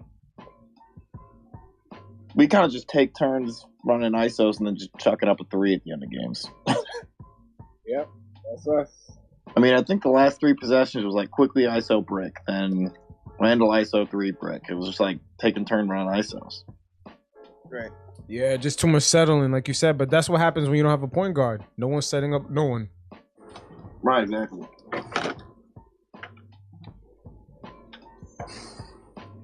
Just from the Hornets' perspective, they need this game too. So I know, from their perspective, like, this is a big game here. Oh, and 1. I need the stops after this, man. Make this free throw too. Yes, let's go.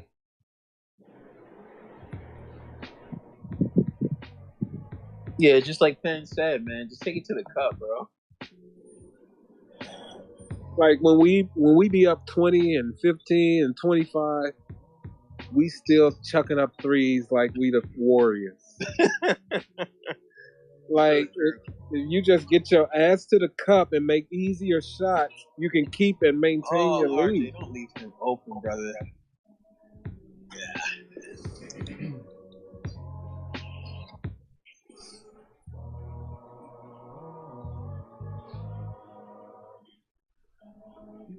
Oh.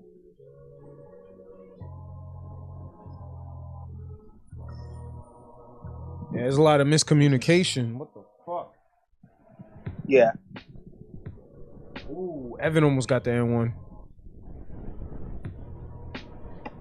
We need like fourth quarter Burks. Man, we only saw that a couple of times this year. Fourth quarter AB.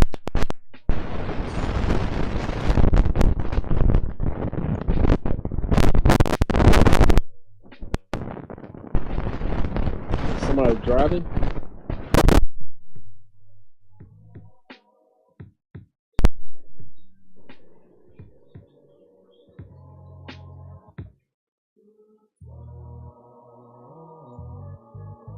Before this game, I was texting my buddy, and he's a big bettor. He's not a Knicks fan, but he was asking about this game. I was like, the smart man's bet is bet on the Hornets here.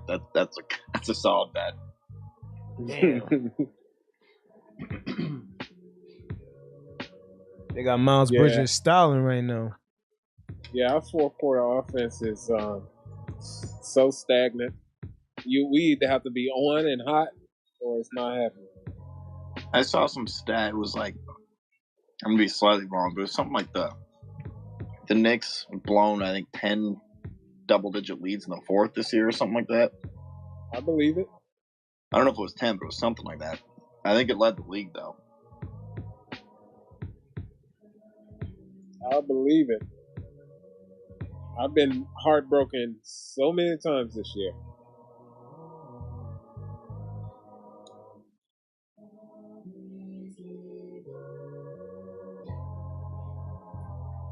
Did you call a fucking travel on Randle? What was that? I think I'm behind.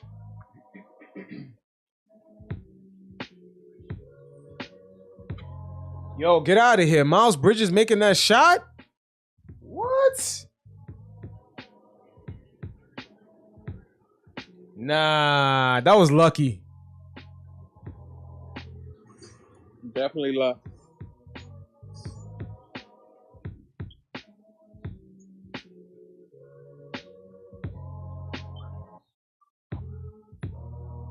Yeah, we can wrap this season up, bro. Which I'm not mad about. I didn't think we was gonna get back in it because we just let too much go. So they ain't got nobody to be mad at but themselves. Yeah, but you see in this fourth quarter the difference. They got a floor general, man. LaMelo got his head up, making moves. He just got that assist just now. We don't have that shit. Yeah. Right, you can see LaMelo waving his hand around, directing the offense. We just walk up and wing it. Now he's a kid where his basketball IQ is so high. I think LaMelo's an awesome basketball player. I've become a huge fan of him this year. Yeah. I used to watch their show, and I know the Ball in the Family. Yeah, and I know his IQ is up there. He's got like the IQ of Lonzo, but he's got scoring ability too. Yep. Lonzo's got the high IQ, but he's not a real scorer. You know what I mean? He's not a real scorer. He's a better defender. Yeah, LaMelo's got the true scoring ability, and he's got that high IQ. He's deadly. He's gonna have a good career, I think. Yep. Yeah, their dad wasn't lying. We said the last son was gonna be the best one. I kind of like LeVar, not gonna lie. Yo, he was spot on, right, man. They don't even give him his credit. LeVar's funny. Like, he pissed some people off when he was just trolling, saying beat MJ, but I'm like, you guys are just fucking around. Like, that's crazy. Is that brother still in the G League? Oh, Jello? Yeah. I think so. He was with Charlotte, right? Yeah, he's in Charlotte's G League. I think he's kind of wet, apparently. He just isn't very athletic, I guess. I guess he can't keep up with NBA speed or something like that. Yeah, but you know what's the crazy part? The dad still got the Jello. He still got him paid because during the draft, he was the only one with a commercial. And he didn't get drafted, but he had a commercial. That shit is crazy. Well, LeVar did well. His son's all talent, but really, except for Jello, didn't have NBA talent. But he hyped his sons up and got them all jobs. You know what I mean? Jello got that modeling money too. Yeah. Like he's in a lot of magazines. Yeah, I just found it crazy that the top 4 draft picks in that year's draft, they didn't have no endorsements, no commercials, but this guy who never even got drafted had multiple commercials. Correct. And he's paid too. You see his house? Oh yeah. He was on a Ball Is Life episode. What was the thing in that family where their Wasn't it their agent or something fucked them all over or stole money from the balls or something like that? Yeah. He stole money from them. It's horrible, man. I never really heard anything about that after that. I think the guy went to jail. Did he? Damn. Yeah. That's good. They ordered for restitution, but I doubt if they get it.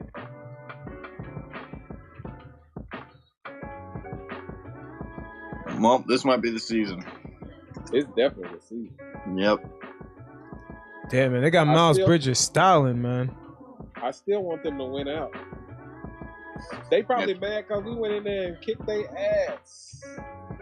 I'd love to win out just for the pride in the season. That's why, like, we got enough young guys where they're going to try hard no matter what, even when we're out of the playoffs. You know, I mean, they're going to hustle. They're trying to earn contracts. They probably like...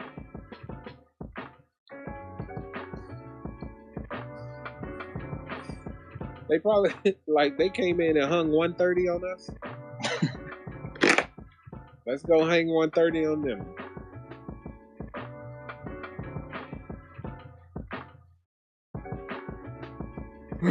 Damn, not even a play-in. Oh, man, this season's been hell, bro. I ain't gonna lie. Yeah, it's been hell, but I'm looking forward to next season, to be honest. I'm not even lying. I think I see where our holes were, and hopefully they saw them too. And I'm interested to see what the front office is going to do to address some of those things. And hopefully we can go into next season with a renewed sense of who we are as a team. It's like we lost our entire identity from last year. Hey, keyword, though, hopefully they saw it too, and they're not just like, fuck it, run it back. Yeah. Just another season with expectations, too. Like, having a season with the expectations from last year, it must have been tough because I bet you, and if you guys want to put this Vegas bet down, you should bet on the Memphis Grizzlies to win less games than they did this year. Because expectations is different, man. These guys perform very different when they got that on their back. So I feel like the Knicks, next year, man, at least, the fan base, we're going to be coming from a lower point, and they got to lift us up again. Correct. Right. That's what's going to happen. I think they're going to be better prepared for the season. RJ's going to be a year wiser, a year stronger. I think Cam will be healthy. Hopefully Julius get his mind together and get his mind right. We got a squad, man. They just got to put it together. We get that point guard in place. It really going to help us out. But this season has been a total shit show. Yeah. Now, what about D Rose? Do you think he's going to be healthy enough to at least play 70 games next year? Yeah, I want at least 60. I mean, 70 is a lot to ask. Did he play 70 last year? No, we didn't have the 70 games. But he played a lot. He played a lot of games last year. He played. Like, he didn't miss that many. We had 72 games last year, right? Yeah, but I mean, we traded for him halfway through. But last year mid-season. Didn't he play in where was he, in Detroit? Yeah, Detroit. Got here? Yeah, but in Detroit, he had quite a few games when he was out. Oh, okay. It looks like he didn't miss as many games last year, but he still had like 2-week stints where he was out. I mean, he's always going to be. But he had COVID. He had COVID last year. Oh, yeah, he did. I forgot about that. That's got to be what it was in March of last year. But other than that, looking at his game log, he didn't miss too many. Yeah, I thought he played a lot of games last year. He had a good rhythm. He played well this year, too. It's too bad he got hurt. He really is still a very effective player, in my opinion. I don't think he got hurt. He was dealing with some cleanup in his ankle that was bothering him. That was bothering him, and he said, "You know what? In order for me to be as effective as I can," he didn't think it was going to be. It was supposed to be a kind of like a less evasive procedure, and it turned out that whoever did it, they went back in to clean up some more tissue, and that sidelined him a bit. But it was supposed to be just corrective procedure, not, nothing big. Right. But I'd rather him sit out this season, get it all together, because people always try to talk about Derrick knees. Derrick ain't had knee problems in years. Yeah, not since Chicago. All right, gentlemen, I got to get out of here. Thanks for having me. Buddy. All right, stay up. All right, talk to you later. Yeah, good chatting, fellas. Damn, this shit was tough, man. Yeah, well, you knew it was gonna happen. This was a tough. I mean, the law of averages. We were on a high streak. We beat a lot of good teams. You know what, man? Once again, those expectations, man, coming into next year, the fan base is gonna be a bit more humbled, and we'll see how the guys perform. But it's something about the young guys performing with expectations, because you even seen it with the Celtics, with what's his name, Jason Tatum, when they didn't have Kyrie, and then they had no expectations. They got to the Eastern Conference Finals, and the next year they had expectations. They didn't do really shit with it. That's true. Yeah, so that's true. I don't know, something like that kind of humbles the young guys, man. Because when nobody expect nothing out of you, like last season, I guess guys get on the high, but when there's pressure to perform at the same level the next season, I don't know. Some guys just not ready for it. That's true. Let's see what happens. I'm excited for next year, bro. I am. I want to see what Cam, RJ, Obi gonna look like. Hopefully Julius come back with a better attitude, better effort, and because I think they can really put something together if they really focus. And then they gotta want it too, bro. Yeah, facts.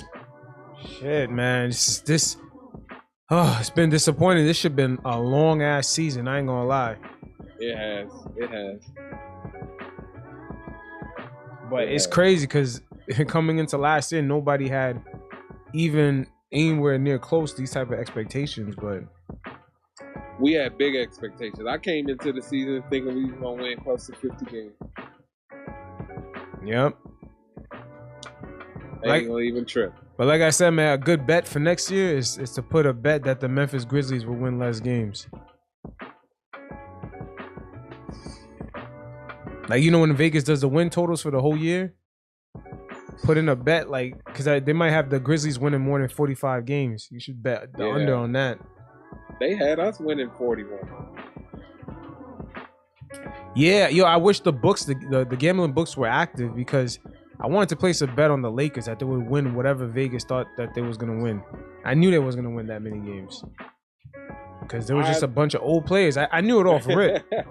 Yeah, I was hyped for them though. I wanted Melo. I was hoping Melo would get far enough to where he can get a chance at a chip. But wasn't to be. They playing worse than us. Yeah, and they got all these all-star players, man. Looks like LeBron is gonna be stat padding his way to all-time records. You say he's stat padding? Yeah, he gonna stat pad the rest of the year. He might as well. They ain't gonna. They're what, 11? I heard that they were 11, but yeah, they're 11. I just think I saw it on NBA today. Yeah, they were talking about Anthony Davis comeback once again. I'm like, damn, again? Anthony Davis coming back for what?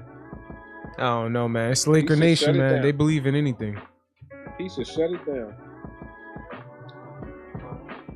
So, who you got going to the both conferences finals? I got the Bucks and the Suns. No, not the finals. Conference finals. Oh, the Bucks, the Nets. Really? I don't believe in Philly, man. James Harden is not even playing to how he used to play. James Harden, I definitely don't want Philly in there. I wouldn't mind the Bucks, and I'm thinking it's going to be the Bucks and the Celtics. Nah, I don't believe the Celtics. The center got hurt. What's his name? Robert Williams or something? Williams? Yeah, he got hurt or something. When did he get hurt? This is recent. He's out. I think he's out for real. He's out for the rest of the season? Yeah, I think so. I mean, I think he maybe 4 to 6 weeks. They suffered a major blow, the Celtics. Yeah, he's out for the rest of the season. They're definitely done. Yeah, but regardless, the Celtics can't beat the Bucks. They can't even beat Brooklyn, to be honest with you. If KD is healthy, KD ain't gonna let Tatum and I think the Celtics been balling. They seem to have put their scheme together. Yeah, they have. What, they like 6th place now or something? No, they like 4th. Damn. Yeah, they like a couple of games out of first. Like, they really turned it around. Yeah, you know what's so crazy? Looking at the Knicks box score, Randle still leads the team in assists for tonight. That's not even a good sign, though.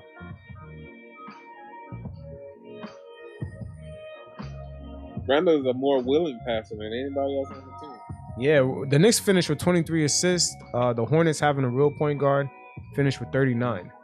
Wow. Yeah, man, that basically tells you the story of the game right there. Yep. There it is. Yeah, the ball movement is just not. It's not organic, man. It's not. It doesn't look like in the flow of the game, these guys are getting other guys open. Damn, LaMelo Ball got 15 assists. Shit. Wow.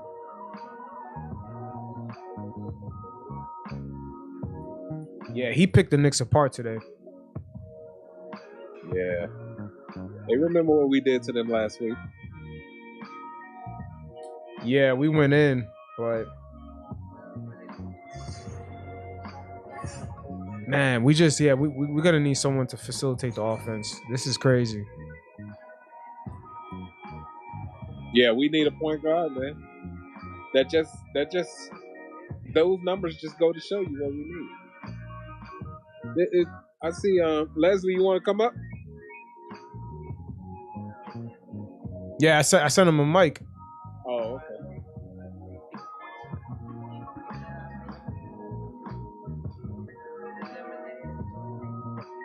This is crazy. And the damn Yankees, man, they done lost to Toronto all 4 spring training games. I know it's just spring training, bro, but that's a precursor. Oh, baseball spring training already started? Oh yeah, we like in almost week 2, week 3. But we done lost 4 games to them, bro. All 4. And I know it's just it's some of the starters and some of the club dudes, but Toronto is supposed to be a big division foe this season. We didn't dent them at all. They're going to come out with much confidence during the season against us. Yo, I'm looking at the post game. Monica McNutt even mentioned them having the point guard and just like solidified them in the game. Yeah. Yeah, she be bringing up mad good points. Yeah, I love Monica, bro. I can't say that too loud, but I love me some Monica McNutt, bro. She is so gorgeous to me. That's a fact.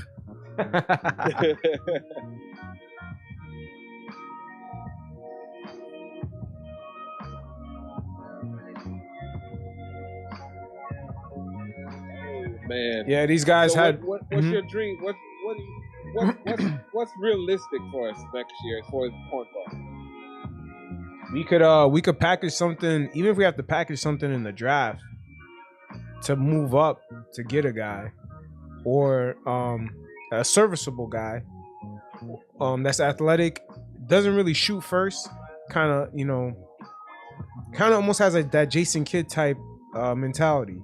Yeah. Where he's looking to get guys open, sort of like a Rondo type, but not afraid to take their shot when they have it open. Yeah, and then you combine him with Rose, that would be a good start. But if we're not gonna go that young, then we gotta package Quickley, the Dallas pick, our pick, probably Obi, or probably even Cam Reddish, and we gotta get something to fill that starter role. Keep Cam here, man. It depends on what we getting in, though. Yeah, but at this point, go ahead. It looks like they could package Burks with Randle if they do trade Randle. I like that. Yeah, but for what though?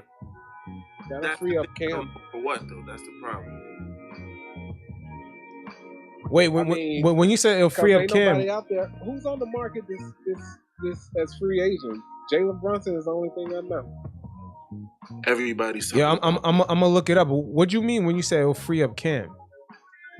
I'm saying if Burks is gone, Burks is then we have because he was playing he's playing Alec out of necessity, but I felt that Burks being in that first unit, in that first unit, kind of stifled the lineup for how he played his guys when Derrick went out and then Kemba didn't pan out.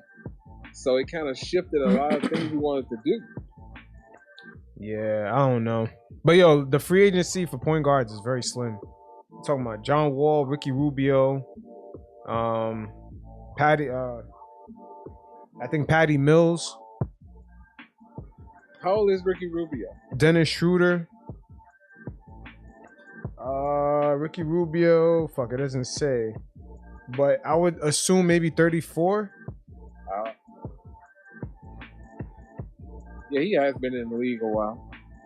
Colin Sexton, Corey Joseph. Colin, what kind of injury did he have? I forgot. ACL?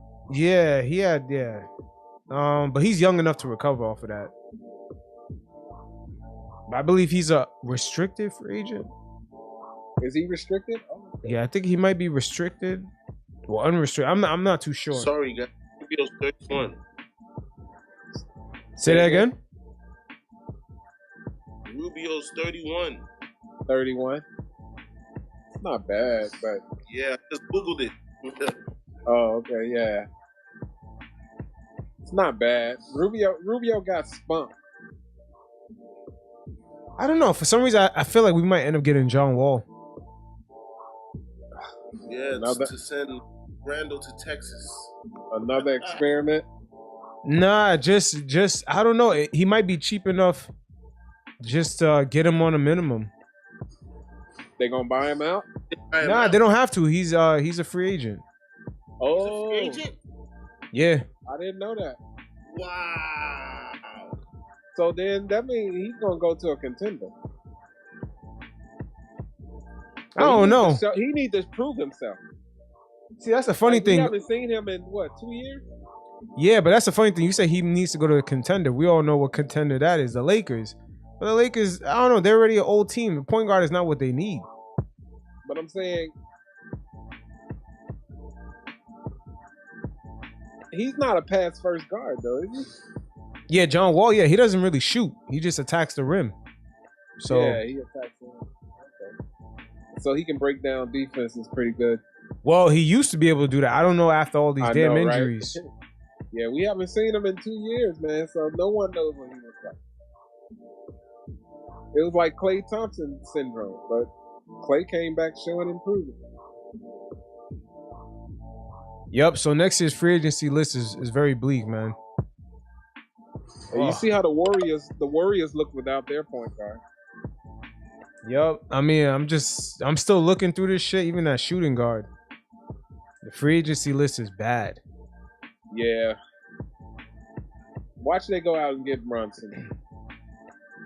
Yeah, Brunson's gonna get paid mainly because the scarcity of free agents. Yeah. That's why he's gonna get paid. So he's a very dangerous buy, man. Yeah. He has no competition in the free agency market.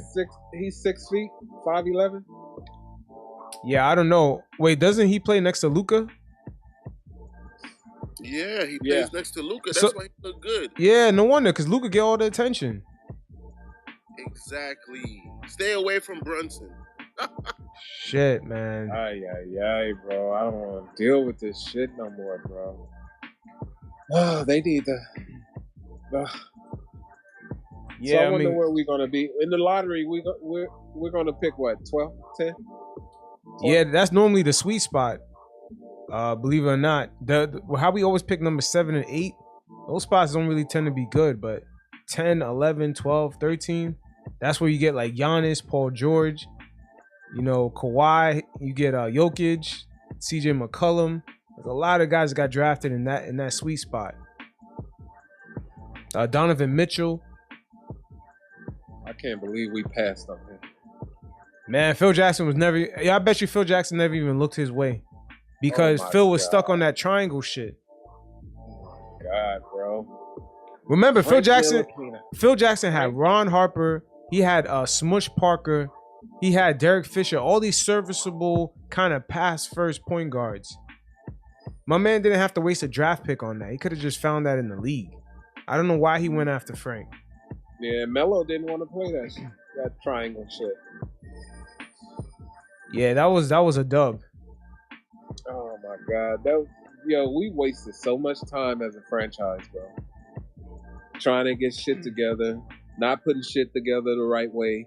Trying to imitate other teams. Trying to imitate other teams and going after aging stars. Yeah, there's too much. We're gonna pay you for what you used to do. What you used to do. That's the worst one. I'm dead. Yeah, we're gonna pay you T-Mac for what you used to do. Yeah, why Penny Hardaway? We had T-Mac, Penny Hardaway. Who else? We done had a litany of dudes through here like that, bro. Yeah. Al Harrington, Jerome James. Oh yeah. Crawford, Tim Thomas.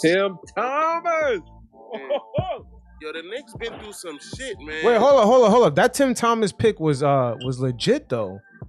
Didn't we draft him? It was? Yeah.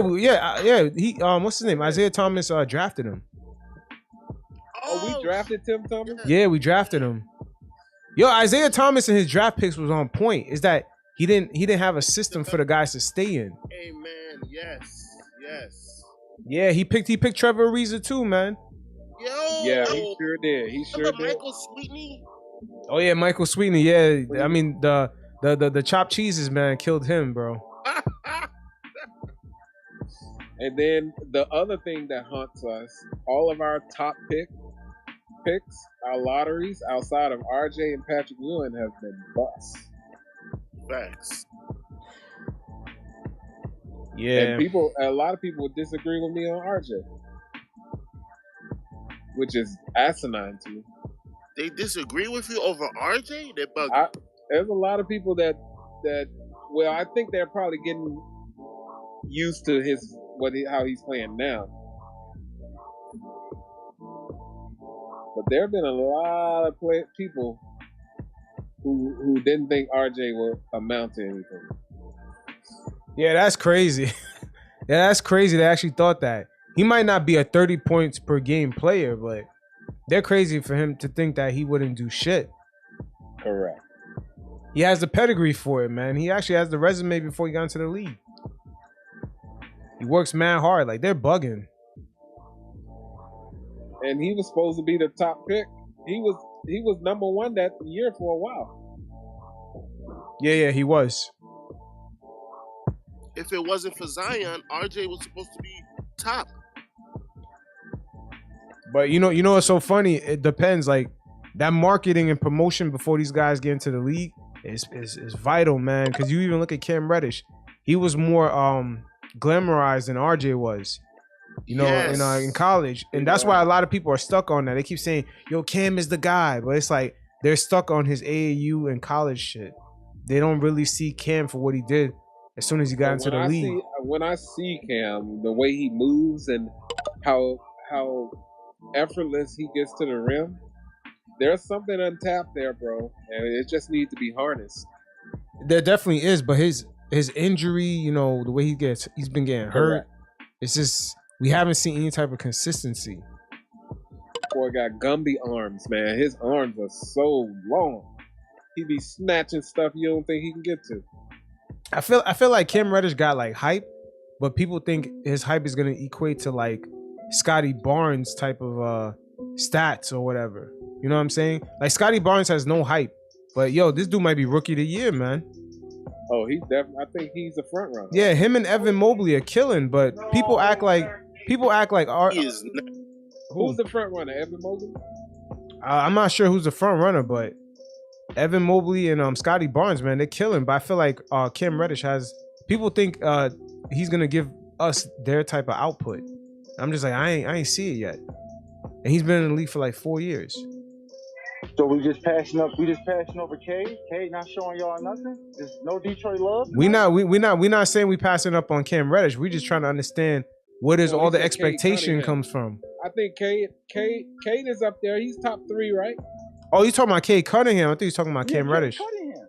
Oh yeah, Cunningham. Yeah. I think Cunningham is the front runner. Is he the front runner? I thought he was top 3. Say that again. Cade should win. My fault, y'all. Cade should win because of what Detroit is going through. Like, they don't have nothing. Jeremy Grant even fell off a little bit. Yeah, you're probably right. Is that he's all the way up in Detroit, man.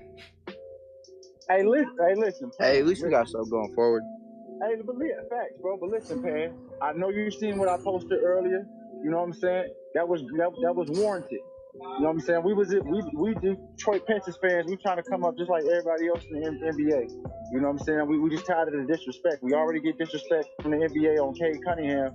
That boy be out there balling. They won't even show him on ESPN, bro. He the number 1 pick, bro. I've never seen nothing like that in my life. They won't even show him on ESPN, bro. Nah. I feel you on that. You 100% right on that. We got NBA players talking about him. We got legends talking about him. You know what I'm saying? He going back and forth with KD the other night, bro. Like, they not even showing him on TV. It's the disrespect. Yeah, matter of fact, I caught that. Yeah, he was going back and forth last night in the Yeah, they were killing. I thought Detroit was gonna win that. That's what I'm saying, bro. And I'm tired of it. We was in one of the Knicks spaces early today. You feel me? And we just chimed in, and they were just trying to just dog us out, bro. You feel me? Nothing, no disrespect to the Knicks organization. I see what y'all been doing over the years, but let's keep it 100. You feel me? Y'all done had plenty of chances to put teams together better than ours to get farther, and y'all come up short. You know? Whoa, no. Wait, hold on. What chances? Detroit been had the number 1 pick for years. Yo, the Knicks, getting the number 3 pick for RJ was the first time we ever got that close in like almost 10, 15, 20 years, man. It was like KP number 4 and RJ. But meanwhile, the Lakers could get LeBron and get the 4th overall pick that same year, and then Golden State get the number 1 and 2 pick. Like they got Kuminga number 4 pick, and then they got the number 1. I think that they got the number 1 pick or the 2nd pick in the draft, and they got fucking Stephen Curry. The Knicks currently don't have a point guard. We struggling, bro. And y'all, and mind you, and that's why I say, like, we've been going through the same struggles as an organization trying to get it right. You feel me? Like, we got 3 championship banners up there. You know what I'm saying? Like, we trying to get a fourth added. So I know it's gonna be a long time before we get there, but we trying right now.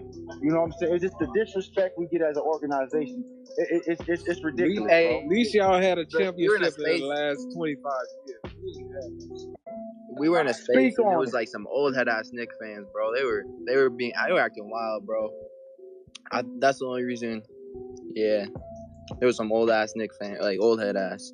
They were saying, yeah, Julius send Julius Randle to Detroit for Jeremy Grant and Hamidou Diallo. See, that's the portion of the fan base that just be tripping me out. Yeah, that whole shit don't make no sense. Knicks is never. Where are we gonna get another 2010 and 5 guy? Like, attitude be damn. Julius can change his attitude. You can't just get 2010 and 5 out of a person. Exactly. Yo, but what is Detroit doing with Jeremy Grant?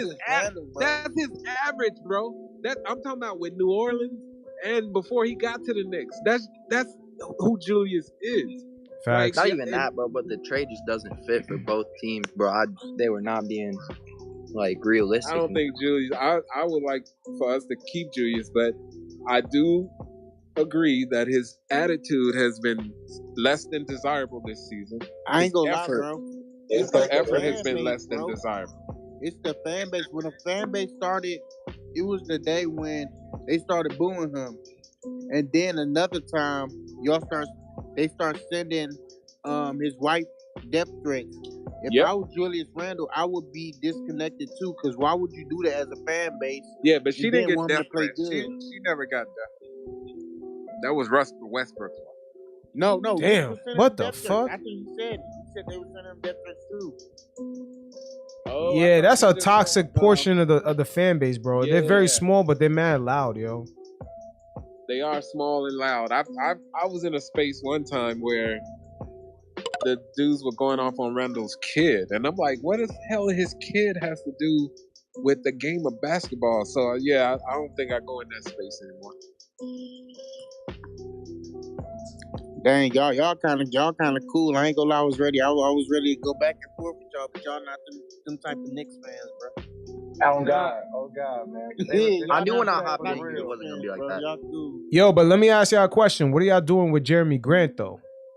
Trading to Portland. We going to Portland. We get that first round pick. Wait. That's a deal that's already done? That's the worst kept secret.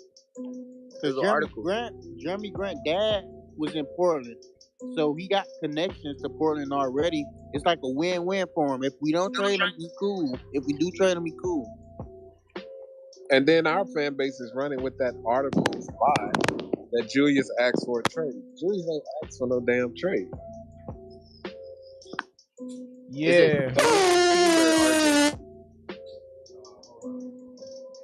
Bro, oh wow. There's always one. Always one.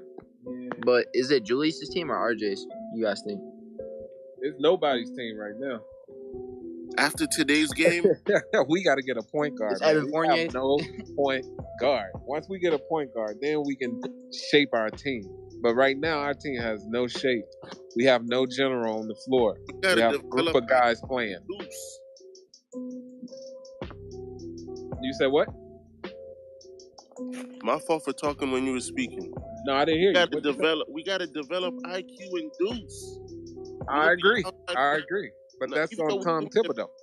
We do need a PG. That's a fact. It's just too much going on. Like, I was riding for Kemba, yo. I wanted Kemba to do good, but they put the expectations too high for him. They thought Kemba was going to come in and score 30, 20 points and do this, that, and the third. It's like, Kemba's at a later stage in his career. He just needs to be a veteran help and then just chip in when he can. That's my shit, though. Yeah, but they just took a gamble on Kemba. You know what I'm saying? It was a cheap gamble. It didn't work out, and they got to move on. Facts. Yeah, Leon Rose got a lot of work to do. But just going back to the Pistons fellas in here, the thing is that with the Knicks, they not only got to fight the opponents on the court, they got to fight the toxic media coverage on the squad. You know what I'm saying? Like, that's something that y'all might actually overlook, but that's something that the Knicks got to deal with, man. The players got to deal with that shit. It's weird. That's why there's all this confusing Randle energy that's going on. So do you think Randle is mentally tough enough to deal with that? Like I told you last time I was on here, man, he's been like that since UK. I've watched him since he was in Kentucky. When things don't go his way, he mope. He pouts. He did it with the Lakers. He did it with the Pelicans, and now he's doing it with y'all. I think I heard your take on that yesterday. Was it yesterday? Yeah, it was like 2 days ago. Oh, 2 days ago? I did. So if that was the book out on Randle since his University of Kentucky days, why hasn't that been public knowledge? Like, because I didn't hear about that in LA. I didn't hear about that in. I'm a Laker fan, bro. I've been a Laker fan for over 35 years, bro. You know what I mean? And I've seen it. When we drafted Kyle Kuzma, right? He was the starting power forward. But when Kyle Kuzma was getting all that attention, he was running around moping, not high-fiving players, separating himself on the bench. I've watched him. I used to live in Kentucky, Winchester, Kentucky, which is the outskirts of Lexington, right? And I used to watch the games. There's a lot of people close to it, bro. Yo, let me ask you a question. Was Brian Scott the coach that year? No, actually, Luke Walton was the coach that year. Damn. He went from Brian Scott. When Byron Scott was the coach, was the year that he broke his leg, which was his rookie year. And then what about the sophomore year? That was Luke? And he averaged like 10 and 10. He averaged a double-double. Yeah, Luke had him, like but Luke was on some bullshit. He had him come off the bench. No, Luke had him starting. Kuzma was coming off the bench, bro. Nah, there was a season past his rookie season where Randle was coming off the bench. Luke Walton did not know what to do. He did not know what to do with him. He was coming off the bench for the Pelicans. No, I'm telling you, he was starting. He came off the bench for the Lakers too, bro. Yo, I'm telling you, Luke Walton, that's a power forward killer. Because look what he did to Marvin Bagley in Sacramento. I agree. He don't know how. Luke Walton is a horrible coach. You're not gonna get no arguments from me on that. You know what I mean? But I do know that Randle was starting and Kuzma was coming off the bench. Kuzma and Randle played the same position. And a case in point, I want to say it was a Detroit Piston. No, was it Detroit Piston? I don't remember what game it was. I mean, you clearly saw like Randle separating himself from everybody. You know what I mean? And moping around. You know what I mean? And like I said, this has been going on since UK. He's an awesome player, bro. I ain't sitting here up here dumping on him. He's a baller. You know what I mean? But his attitude, man, it's always been there, bro. It's always been there. Yeah. That's why I said he would be a good 3. He would be a good 3rd. You know, he'll be a decent number 2, right? But he has to accept that role, man. If he don't accept that role, then you know he can give you 30 and 15, and y'all still not win. You know what I mean? Yeah, but you know what? I don't think he would have an issue accepting that role with RJ. I just don't see it. That's if RJ takes over, though. You know what I'm saying? RJ got to consistently do what he's been doing since the start of the year. He can't have no drop-off. Because Randle's averaging what he's averaging without putting in mad effort. You know what I'm saying? RJ, you could clearly see RJ trying to take over. But Randle just naturally does that. You know what I'm saying? He naturally does the 20 and 10.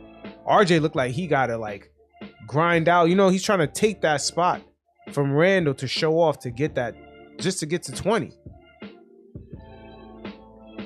If RJ can hit his free throws at a consistent rate, he would definitely be a 20-point scorer every night. Yeah, I agree with that. What they were saying on that other space, they were saying, yeah, what we need is a Julius Randle. He needs a point guard that he respects. That was like the dumbest thing. Like, what? Wait, what's up with the respect part? It's just like he need a point guard. Yeah, we need a point guard. There's a portion of the fan base that has villainized Randle to the point where his production is not even being respected. Yeah, like who's gonna be grabbing them type of rebounds, bro? And then they say, oh no, he's fighting Obi and RJ for rebounds. I'm like, no. I mean, I don't know what they be saying. They pick 1 or 2 plays and they lean on it. Facts. Like, this boy has been rebounding like that since I've known him. Yeah, he's been doing since that. UK, yeah. He's always been a ball. He's always been a rebounder, man. He's physical. Yeah, he gravitates toward them, and that's where he should live, down low. I think Randle settles too much for long range shots. That's because he has no one to set him up. He got no one to set him up there. Too. That's true too. But he can be devastating down low. If he lived down there, he can intimidate most dudes in the post. What do you guys think about Mitchell Robinson? I heard he might be coming to Detroit. Hey man, we have no leverage with him, man. We lost that leverage. Now, the Knicks messed up, and I think Mitch is gonna walk. I think money talks. These young guys want to get paid, and he's been underpaid for 4 years.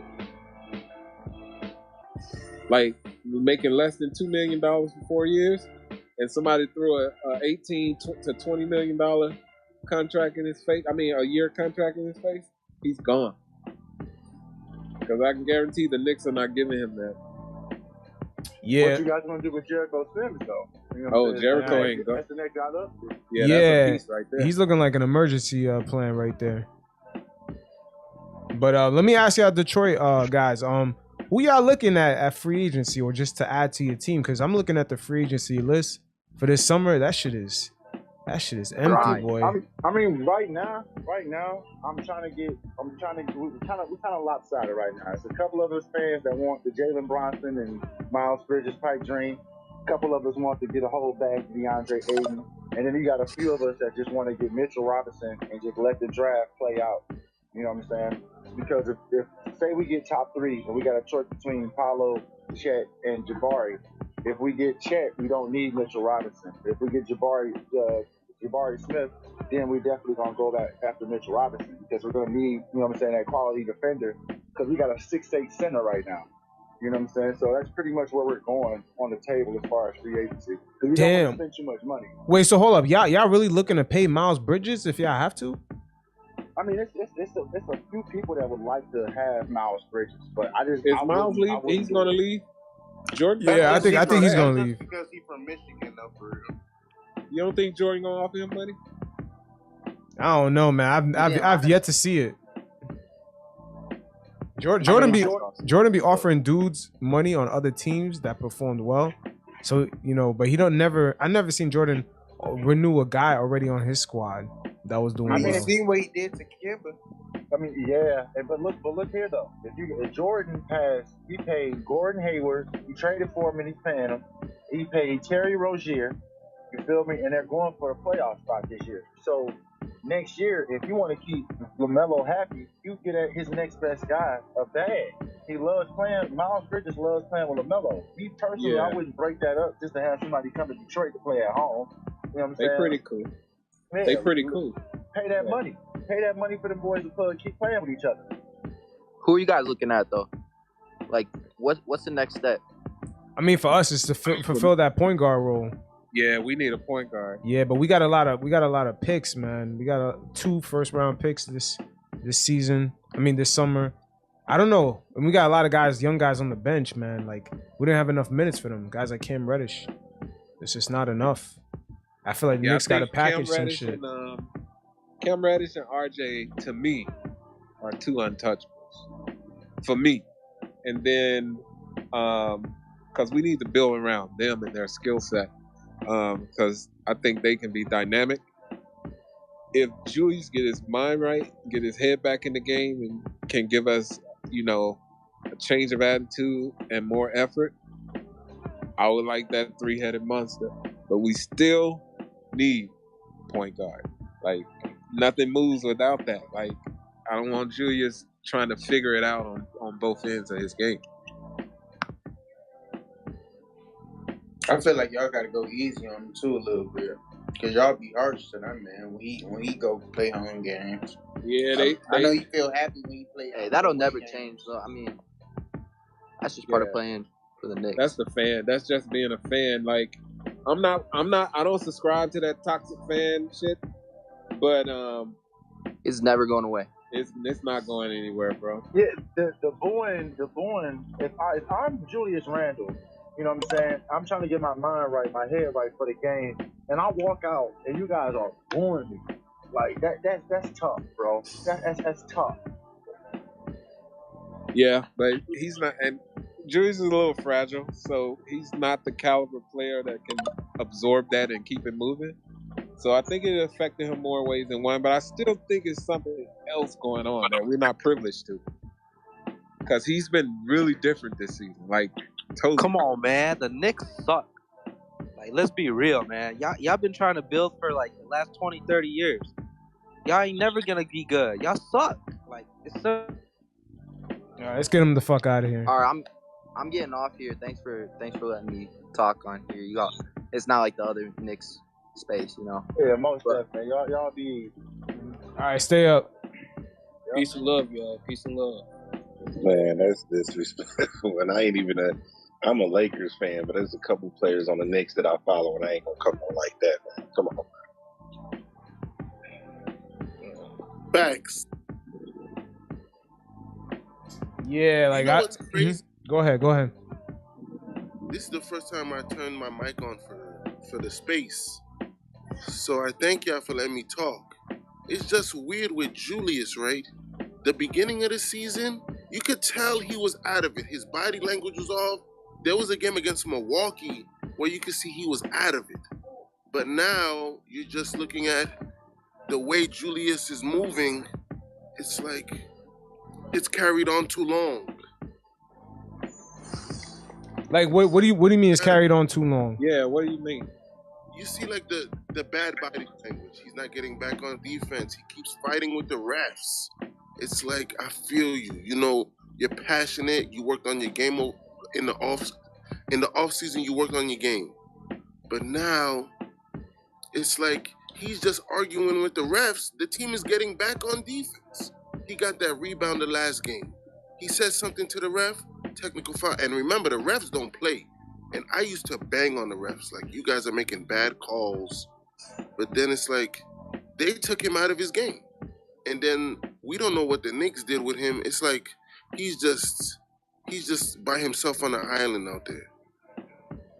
Yeah, I feel like, you know, it's crazy. I got a perfect comparison to him, right, in his situation with the Knicks, right?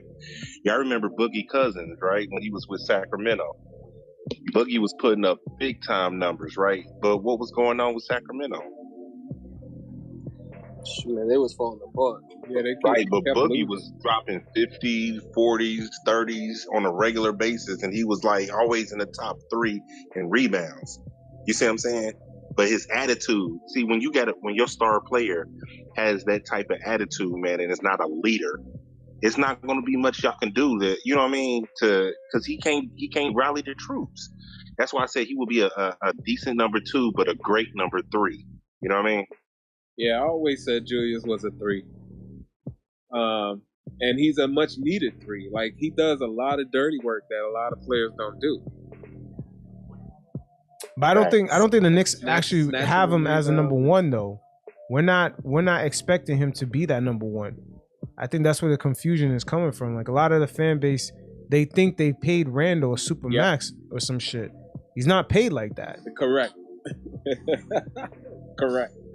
We actually, but he is the highest paid player on the squad, though. Yeah, but if you look at him versus the rest of the league, but if you look at his salary versus the rest of the league, he's not even like top 20 paid. True that. But you compare him to everybody else on the roster, though. You know what I mean? And then you look at the playoff run. I mean, the season that y'all had last year, when he clearly was the number 1 player on your team. You know what I mean? That's what's expected, and it's not fair to him that they're going to expect him to do that every year. But you know, so crazy. Year. What he did last year was average 24 points per game. This year he's averaging 20. The drop off is not crazy. The only drop off that's crazy is the efficiency that he can improve on. But they act like the output, like, you know, oh, he dropped off from averaging 30, now he averages 19. It's like the drop off ain't that. We talking about 4 points. Yeah, but that efficiency dropped big time, though. I mean, because the type of player that he is, and that's why I agree. Somebody had alluded to it earlier. He needs to be down there beating it up, you know, beating up people down low. You know what I mean? And he could do that. He could do that if they get someone to set him up to be down there. But right now, they're giving him the ball at the top of the key. Just do it old school. See, that's what I'm saying. Even just a dump off. You know what I mean? Like, somebody he going post up, and somebody just tossing the ball and move. You know what I mean? Because Julius Randle was able to do that with LA and with the Pelicans. He was like a bull in the china shop, but I mean, he was able to get down there and beat people up and get his baskets. He's doing too much mellow stuff now. He's like, you know, trying to be mellow almost. He said you're a fan of mellow, so that might. I know, but shooting 20 from 20 and 20 feet and 18 feet when you're up 20, it makes no sense to me. Our IQ of our team is so low. Like, we have to understand that we don't have to continue to hit threes when we're up 20 and 25. And that right there is because it's lack of point guard, man. We don't have a real floor general. I agree, but sometimes that's just knowing the pace of the game and knowing that, okay, yeah, we was hot from 3 in the first half, and we see starting in the second half it's not falling as much, but you're going to continue to chuck threes knowing that they not falling, watching your lead just dwindle. Get to the cup. Right. And there's no reason in the world that Julius Randle should be shooting 41% from the field. None. As physical and as abusive as he is down there in the post, man. And even then, you don't need anybody to set you up. If you just go to the mid to high post and you can turn and back them down. Or you can do that little shaky do, you know what I mean, and then turn around and try to spin back to the basket. You can do something. You ain't got to keep settling for long jumpers, 3-point shots. You know what I mean? 41% is unacceptable for somebody of his talent, bro. For real. When Julius drive, he's damn near unstoppable. like damn near unstoppable. He'll get blocked here and there, but if he's finishing like he can, he's not getting stopped in the paint that often. Well, here's something, the roster makeup and the floor spacing is a little bit off because Mitchell by himself is not really a threat to score down low. So he crowds up the paint. The Knicks don't really have a point guard to initially break that entry and get other people open. So Randle's operating in this space. And that's why we seen him. It was so easy to game plan for him last year in the playoffs because we was lacking in a lot of these spaces. We had no Mitch. And then we had Derrick Rose. We were so desperate at the point guard position. We had Derrick Rose looking gas. He was looking like Jimmy Butler in the bubble. You know what I'm saying? He was burned out. That's how badly the Knicks needed someone to fill up that starting role at point guard. It's the situation is really bad, but no one's really pointing out the spaces that Julius is operating in. They're just pointing out like, yo, he doesn't look like last year. Let's get rid of him. Not knowing that shit is mad toxic anyway, because other free agents is looking like, damn, if I go over there and we get some injuries, they're gonna blame me. They're gonna blame me for everything. Exactly. Correct. Man, it could always be worse. He could be playing with LeBron, bro. Damn. Yeah, you already know how that works. You're right. That is worse. I know. I didn't want the man to come to the Lakers, period. But, Can y'all hear me? Yeah, go ahead. LeBron played Westbrook, yo. Wait a minute. Speak up. Hello? Yeah, what did you say? LeBron played Westbrook, I think. How do you figure? LeBron knows Westbrook needs the ball in his hands. Even though LeBron should play off the ball, you see this year LeBron is scoring this year. You don't really hear about LeBron controlling a whole game or controlling the floor. Because he's stat pad. On defense. Say that again, man. Because he's stat padding. He's trying to catch Kareem. Yo, it's nasty, yo. The way they combined his playoff stats and the season stats this year to say he was the number one scorer was nasty. I'm like, oh, y'all combining stats like that? Y'all never did this before. Yeah, I mean that's how it works, man. It's politics, man. Because he's the face of the league, man. So the league, in their eyes, they see it as if he's successful, the league is successful. It's a weird paradigm, man. I don't trust the league, man, and their hate and disdain for the Knicks. I still go back to the year we were supposed to get the outright number one pick. They changed the rules on us. Like, it was disgusting. Disgusting. I remember. What year was that? 2019. 2019. Yeah, when y'all was trying to get Zion. Yeah. We wasn't trying to get Zion. We had the worst record in the league. I know. Yeah. We were supposed to get Zion. Then they come out with this percentage rule. Fuck y'all. And how the fuck the Lakers got LeBron and they finished with the fourth pick? The Lakers had the pick right behind the Knicks. Bro. And I'm gonna be honest with you, right? Like when they won the bubble ring, right? What championship team do you see blowing up a roster after winning a championship? That was like the dumbest. We know the bubble championship has an asterisk. Yeah, true. Granted, I'll give you that. But it was but still, you should still at least run it back. Because look at the moves they did, right? They traded a first round pick in Danny Green. They traded a first round pick in Danny Green for Dennis Schroeder. You know that first round pick, they could have drafted Desmond Baines. That's why I wanted them to draft, but they traded for Schroeder. Then they look at Baines now and get Montrezl Harrell, right? And didn't even play the dude. They still trash, yo. I'm like, bro, this is just ignorant. Then they try to turn Kyle Kuzma, who before Bron, well, even the first year Bron was there, he was one of the better off-ball movement players on the team. Yes, he could shoot threes, but that wasn't the strength of his game. You know what I mean? Then they try to turn this dude to Cal Korver. You know, and I'm like, bro, if y'all don't see what's happening with this dude, man, they had a roster full of young players. He traded every last one of them, bro. Yeah, that was the game plan off rip. 40-year-olds with no future assets. And then he get mad because they didn't trade the 2027 first round pick. You know what I mean? I'm like, for real, bro? Who did he want? for John Wall. Come on, bro. I mean, that's LeBron. Isn't he like that? What's that comic book character that put on all the damn rings? Thanos. That's LeBron, man. He's a Thanos. He's a name whore. He's a name whore. He wanted all names, thinking that the names were going to intimidate teams, and he didn't look at what he had. Like, yeah, they should have ran that bowl team back to see how it was going to look. If they were that dynamic, why break it up? And see, that's where the Lakers fans have an issue with him, like a lot of us anyway, because we seen Kobe go through the muck. You know what I mean? He went with the Kwame Browns and the Smush Parkers and the sausage Vucic's and all that. He went through that. He did. He was mad. He was mad and threatened to trade so they'd do something. You know what I mean? Instead of giving him D League players, and then they end up, or now G League. But and then now and we're looking at LeBron. It's like, bro, like it's funny because they always want to belittle every NBA player to uplift LeBron, right? They belittle Kobe. Yes. Pau Gasol, Pau Gasol. Like Pau Gasol was like top 10 NBA player or something. He wasn't. Before Pau Gasol came to the Lakers, he never won a playoff game. Exactly. Yeah. So they even belittle D Wade.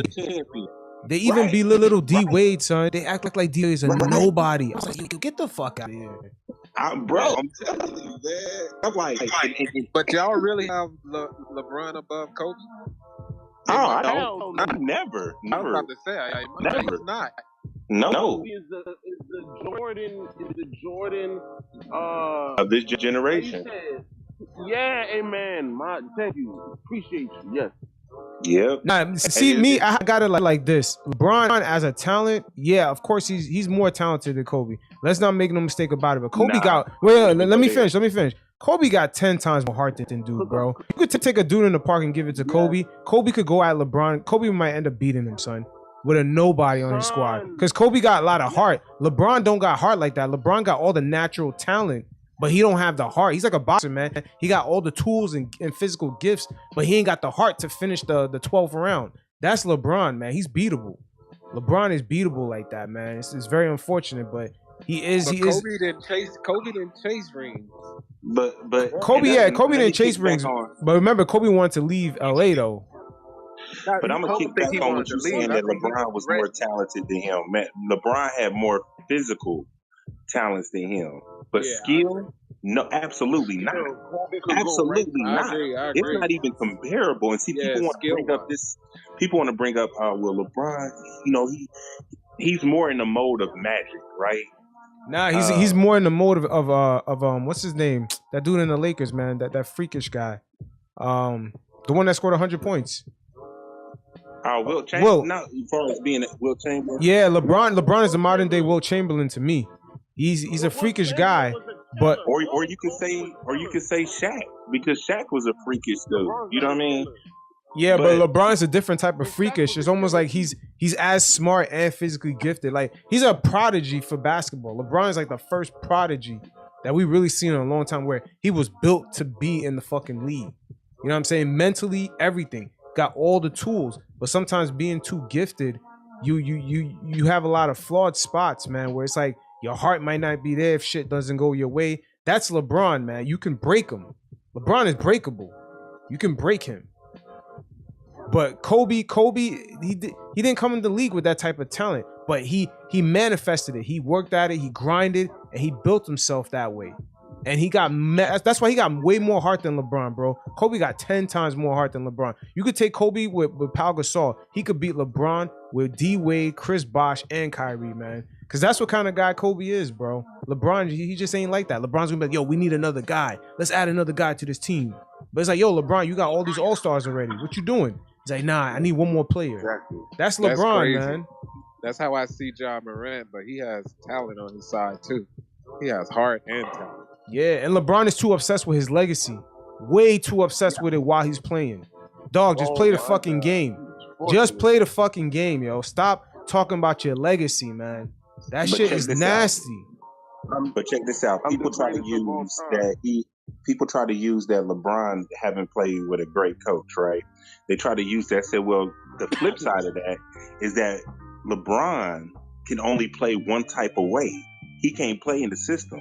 When you look at Kobe played in Mike D'Antonio's system, Tomovic's system. He played in Phil Jackson's system. He played in Dale Harris' system. He was able to play in different systems, and he was still a nasty monster.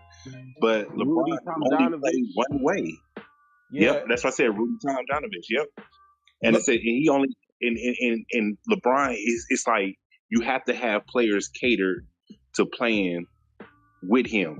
You got to have somebody like Kevin Love. I don't know if most people remember how good Kevin Love was. With hell yeah! They made this man a spot-up shooter.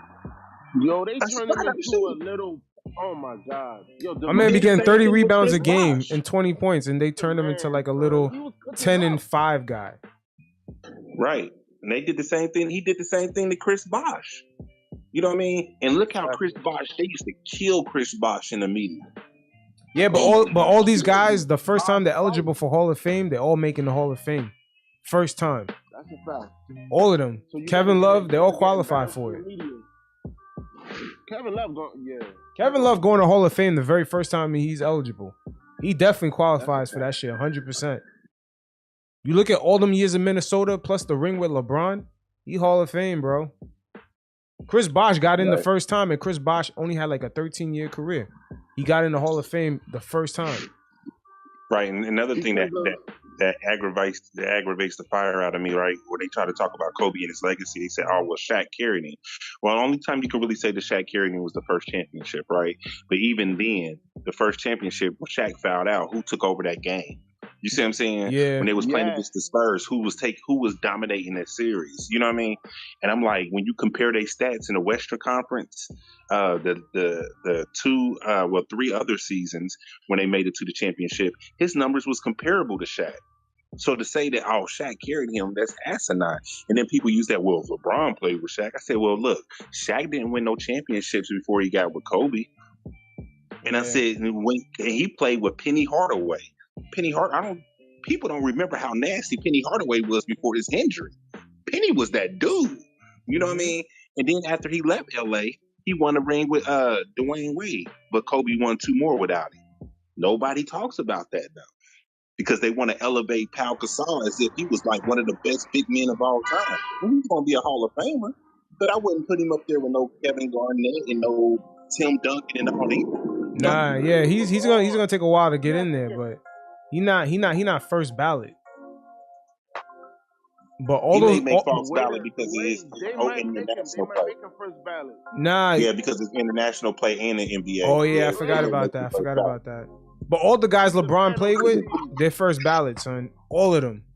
D-Wade, Kyrie, D-Wade, Kevin Love, and Bosh. They're all gonna get in first ballot. Those are like top picks, man. Those are top pick guys. You know, Kobe had to deal with fucking Andrew Bynum haircuts. Bro, hey, and that's crazy. They drafted Andrew Bynum. Andrew Bynum was good. He just kept getting injured. That was the only issue with Andrew Bynum. When Andrew Bynum was healthy, that dude was a monster, bro. Yep, his knees failed him. And that haircut. Beast, son, baby Shaq. Yo, he got that Lego haircut, man. That shit is insane. That's why I hate that the bigs are gone. Me too. I can co-sign with that. I hate that the bigs is gone. People say the NBA is more skilled now. They're just able to get away with a lot more stuff than other areas did. Like, people carry all day. They tackle all day. And they hard to get a call for it. Yo, but with a bleak free agency, man, I don't know who everyone's going after this offseason. I ain't gonna lie. That shit is slim pickings. But you know the NBA gonna do a lot of moves. The way the NBA does now, when the offseason hits, it's like their New Year's. A lot of changes, a lot of shifting and stuff. A lot of politics. Yeah, there's a lot, but shit got switched up though, because when Anthony Davis forced his way out, you know, he showed the rest of the stars a blueprint where you could just still get your money, you could just re-sign, get your money, and then dip out. Exactly. That shit right there is hurting free agency. That's why a lot of guys ain't hitting free agency. They just be like, let me get my money, and then I'm gonna dip out in year 2. And I'm gonna be honest, I for one don't want another undersized guard. We've dealt with that too much, man. We dealt with it too much. Come on, y'all complain about Kemba, but then it's like, let's go for Jalen Brunson. Come on, guys. They should have drafted Halliburton. I've never been on the. I mean, I'm not on the Jalen Brunson. Jalen Brunson, to me, is like, oh, if we get him, it's like, oh, okay. Jalen Brunson is. Hey, man. I know he's nice. He's nice, bro. He got a high IQ too. We need to protect him on defense, nice, though. That's the problem. Y'all got Mitch Robinson back there, bro. Yeah, but he might not be back there. But remember, Mitch wasn't healthy at the beginning of the year. So, like, the way they played Mitch was like they rushed him back. And then he's playing all these games at the beginning of the year off of a surgery. He don't have his condition. So how are you supposed to protect the paint, but your big man is not healthy, and then your power forward, your superstar, is like dealing with stuff that we don't know about. And he's not even a good defensive player either, too. Yeah. Like, you want the Knicks to succeed, but it's like, damn, guys, we kind of walked into like a hall. They should have drafted, y'all know I'm an Obi dude, because I'm a Dayton Flyer fan and he went to Dayton. But y'all should have drafted Halliburton, though, for real. Yo, but I keep saying about that Halliburton situation. Remember, that was the pandemic draft, the Zoom draft. Everybody was on Zoom, and Halliburton and his agent was doing some funny shit. They made a deal with Sacramento, so they were not showing up for teams, man. Everybody be forgetting that shit. Look up Halliburton's agent. He had connections with the Sacramento Kings. They had a deal. A lot of beat writers talk about that. They're like, you know what? There was already a connection there. There was some sort of backhand deal. Halliburton was going to the Kings. Everybody knew that. There was like, oh, Halliburton's going to the Kings. Do you know that Kobe forced his way to the Lakers, but New Jersey could have drafted him? Do you think they regret that decision? Yeah, but they weren't dealing with a pandemic and a Zoom draft where they had to watch guys on a laptop. Oh no, they didn't. But it was even worse for them because Kobe was the first guard to ever come from high school into the NBA. It was a stigma on players coming from high school to the NBA. You had to be a big man. So they was already side-eyeing him anyway because he was a guard coming into the NBA. And the Nets could have had him, but instead they drafted Kerry Kittles, who was a solid player, but he was definitely not half the player that Kobe Bryant was. Yeah, but like I said, the Halliburton guy, he was curving teams, man. He was curving teams. They knew he was going to Sacramento, bro. He was curving teams. It was easy to curve teams because it was the pandemic draft. It was the Zoom draft. Everybody was on Zoom. There was mad strict rules about looking at guys working out. That's why when we all watched that draft, they kept talking about guys' backgrounds, their family members. They barely talked about their skill sets. Remember, that was a draft where they was getting mad emotional, talking about dudes' families. We didn't even see their highlight reels. They're just talking about their families. That was that draft. Keep that in mind. Never seen no shit like that before. Anytime they draft a guy, you see his highlights, his strengths, his weaknesses. That draft, they kept talking about dudes' family members. Oh, his brother, his mom. I'm like, what the fuck is this shit? I don't know. I like Obi Toppin. Halliburton is nice, but I'm happy with Obi, man. I really am. True New Yorker. He's got crazy pace, crazy stamina. He could run up and down the court. It's just he doesn't got time. They don't give him enough minutes. Oh, I'm an Obi fan, so you already know I love Obi, man. So wherever he went, I was gonna follow regardless. But I keep hearing everybody talk about point guards. Like, well, y'all had a few of them up there on that board. You know what I mean? But is the front office going to talk with Thibs about playing Obi this offseason? Is the front office going to have a real conversation with Thibs saying that unless you play the youth, you're out of here? True, I don't think so. I don't think that's going to happen. I think they try to keep it separate. They definitely try to keep it separate. However, they can make suggestions. I mean, Thibs don't necessarily have to do it, but it would behoove him to look at the results of the youth over the last few weeks and see how he can really shake up his lineups. I mean, I wouldn't want to go through another frustrating year like this as a fan. I'm sure he wouldn't want to go through it like that as a coach. Yeah, that post game interview where he's talking about like, oh, we have to play everyone and blah blah blah, but that was not what was happening up until the All-Star break. So are those just words, and is the front office gonna say something more ultimatum-like to him? That's what I'm wondering. I don't think the front office like to blur coaching lines. Like, that's a way to really alienate front office and coaching staff. If you try to tell him how to coach his team, and he's not a gopher type of coach, yeah, you'll see Todd starting next year. Would y'all do a trade for Anthony Davis if y'all offered us like 2 first-round draft picks? No, no, not at all. Nope. Anthony Davis, nope. Wait, what is the trade? I feel like the management can't tell the coach what to do, but the management can mess around with the players, and we got to ship Randle out of here, man. We need Obi Top. Well, Thibodeau, he has 2 players that he can play his style. Like, he likes to play players until the wheels fall off. Obi Toppin and RJ Barrett are very durable players. Daniel, let me ask you a question. Why are we shipping Randle? Why are we shipping Randle? I just feel like, get him off my team. I just feel like right now we can get pieces for the future. I don't think he's a winner. I just don't think he's a winner. We're not winning a championship with Randle. And he's our star. He's like supposedly our number 1. And until RJ Barrett emerges to the number 1, we're just in a waiting game for RJ Barrett. So we have Randle. Are we going to win any championships right now with Randle? Even if you put even great players next to him, I just feel like he's just a bona fide loser. He's going to figure out a way to lose the game. Lose important games. You almost had a good argument with me until you said he's a number 1. Until you said he's a number 1. Yeah, man. Like, they're not paying him number 1 money. Randle is not a number 1. Never will he ever be. He's an exceptional player, 2 or 3 at most. But we look at him as a 1. Fans say he's being paid as a 1. He's not.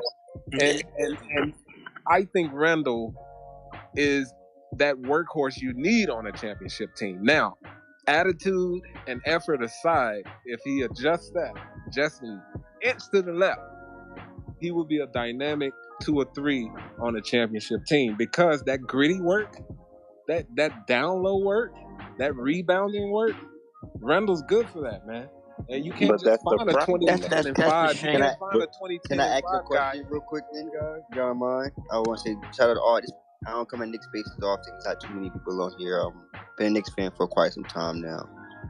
Decades now. Do y'all think that if RJ emerges to be the number 1, could we win at Randle with the number 2? I don't know. I think we need another superstar. We need like a Donovan Mitchell type to add here. Then we could become championship level. Until then, I think we're still missing that extra punch. And I don't think Randle is going to defer to RJ being the number 1. Now, why you think that? Why you think that? What evidence or what have you seen that makes you think that? Because if last season with a very bad point guard in Elfrid Payton and a person who's a spot-up shooter in Reggie Bullock, and with Randle being the center of the offense, pretty much the playmaker for the team, if the team gets to the 4th seed and that's the success he achieves with that, and he's king of New York for that season, why would he defer to RJ? See, but that's your thinking though. He would defer to RJ. That's your thinking though. Hold on. Let me. Maybe you defer to RJ towards the end of his contract, but definitely not next season. I don't see him doing it. Yeah. See, because most of the Randle hate is under that assumption. Randle's not going to give up his number 1 spot. I was like, I don't think Randle even in his mind think that if they get up to a championship level, he's going to be the number 1 guy. I don't even think he's even thinking that. Randle looks like he's ready to be the enforcer. Like people try to talk shit, he's ready to be that tech guy. He'll argue with somebody, but we need guys behind him that can put points on the board so that what he's doing doesn't look like he's a problem. It doesn't look like, oh, he doesn't want to be here. His bad body language, even though he's had bad body language, but this season's been a mess. So you're supposed to be, your team is supposed to be at a level, and then they're not performing well. So you see Randall just like, man, fuck this shit. Yeah, but you know, But he's the point that I'm making is again. that I mean, we even though can't just say everybody it. knows that he's a complimentary player on a championship team, he doesn't know that. Nah, bro, He you doesn't tripping, think man. Put him in He the doesn't rotation. He might know that. He just doesn't want to accept it. That's why I'm scared about That's trading my Randle. point. He doesn't want to accept it, right? He doesn't want to accept it. What have you And why seen to make you think I don't this? see. Yeah, I'm so confused at how. Yeah, I'm like, what are they seeing that has showed them this? Like the other night when we was in Miami, I mean, I True was or on the false? Spaces the next day. People were ragging on Julius' suit. Somehow, oh, he's sitting there with a long face, not clapping, not cheering, and they winning. The youth is winning, and Julius there with his bad body language. I'm like, what game did y'all watch? Because he was on his feet. He was cheering. He was clapping. The fact that he's on the Yeah. bench with the team. No, that's also is true. like he's still locked in. I completely agree. There's some people who wants to nitpick everything Randall. Yes, Correct. Yes. Right. So It's like they don't like the way Randall breathes or puts on his shoes. Let me clear the air about my And this is position. not excusing his lack of effort and bad body language at times, but come on, a portion of the fan base, he can't even walk right. It is. See, wait a minute. Because there's other players in the league that do what Randall do. He's not the only one that just doesn't run back on defense and does this and that. It's just that he's done it to a bad point. Like it's extended where it's like, damn, Randall don't look like he's a part of the team. He's sitting at the end And of it's the not bench. new. And that's the thing. That's what people keep saying. Oh well, no, it's just no. This is not new. This is the problem. It's not new. When things don't go the way that Randall wants them, Randall pouts. He's always done this. If Randall, I mean, I've said it, and I will continue to say it. If Randall accepts his role and accepts, okay, I am the third option. This is set up, or I am the second option. This is set up, and I got to make a better effort on defense. Yeah, but to which Go ahead. I personally don't like Randall. Straight. Like I don't think he gives the effort to and this whatever. is that. But Emmanuel Quickley, when I watch Emmanuel Quickley run that ball up the court and play fast pace, who I see very far behind, not running up, is Randall. Almost every time I see Quickley attack quick. He always look Obi topping for the outlet pass when he's in there. But when Randall, you would think that Emmanuel Quickley can hit Randall in the outlook, but he's not even there. He's behind the whole offense, waiting for the ball on top of the key. Or he'll slowly come up and get in position down low. It's just the styles of the youth and the style of the way Randall plays. It's just I don't see it. They don't pass the eye test. Bro, you just said it. You just said it. It's personal for you. You just said it. You personally don't like him. Yeah. And Randall is still the top stat getter on the team. And no, I don't think he's padding stats. But because he has bad games as well. But he's the most consistent scorer we have. There was a time I remember. I don't know. I think it was like a month ago or something. Randall was hustling like crazy. Like he was, playing fast. I think it really got to him. And then he goes back to. It's funny with Randall. Like he goes through different extremes. And then it's a little bit of a weird guy. But he can't sustain it. He can't sustain the quick thinking. The quick. You know what it also is too. And we also have to remember that he's the number one guy on other teams' scouting report. Yeah. So his whole game from last year is clipped just because they know what he likes to do.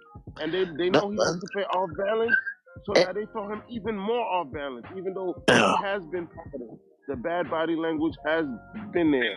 Go ahead, Byron. Another thing too is Thibs. This is also on Thibs. Thibs doesn't manage the minutes right, and sometimes he's playing Randle like 40 minutes. He's playing Obi like 5 minutes. That's going to contribute. You're going to get tired if you're playing like 40 minutes every game. I agree. His fourth quarter stamina is dead because he's playing 40 and 45 minutes. And that's on Thibs. That's Thibs' fault for real. Definitely on Thibs. I agree. But also when Randle does make great outlet passes and hit guys right on the dime, they have to convert. We have poor shooters too, bro. Come on, yo. And Randle is shooting 41% from the field, bro. I want to go on the record that I'm not a Randle hater at all. I actually like Randle. But I think Randle is a complementary player on a championship team, and we're not a championship team. He would need to be shipped, and this was spoken about in the previous space that I came from. Playoff P was in there, and he was talking about trade options for Randle. Dallas is an absolute perfect fit for him. He will defer to Luka before he defers to RJ. I believe that completely. Wait, hold on, man. Yeah, like hold on. You said that the Knicks weren't a championship team yet, right? So they're in the process of getting there, building the team. Why not in that process keep what you have and build on it? Your idea says fuck that process. We're just shipping everyone out. That's basically what you're saying. I honestly want to keep Randle if we can, assuming. But why do we have to be a championship team right away? Because you said we're on the process of getting there. I'm not saying we do. I'm saying that assuming his attitude is not going to change, because that's what you stated earlier, right? It's a big if whether he's going to accept being the number 2 option. Do you think he's going to do it as gracefully as Amari Stoudemire did when Melo came here? Yes, man. I feel like when he came here, he was never set up to be the Dundada of the Knicks, bro. He came here even on like a 2 year with a 1 year out, bro. Like he was always on the fence about things. He was never here to become the mega star. He was here as a team was rebuilding itself. After they struck out with getting Durant and them, he was the next option. And when he was brought in here, they saw that he averaged 19 or almost 20 points and 9 rebounds over in the Pelicans.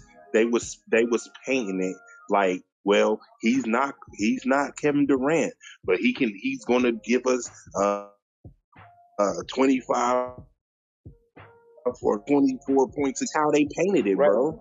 There's no way of looking around. There's no way around it. And then when you look at it, like I said earlier, yes, y'all need a point guard, absolutely.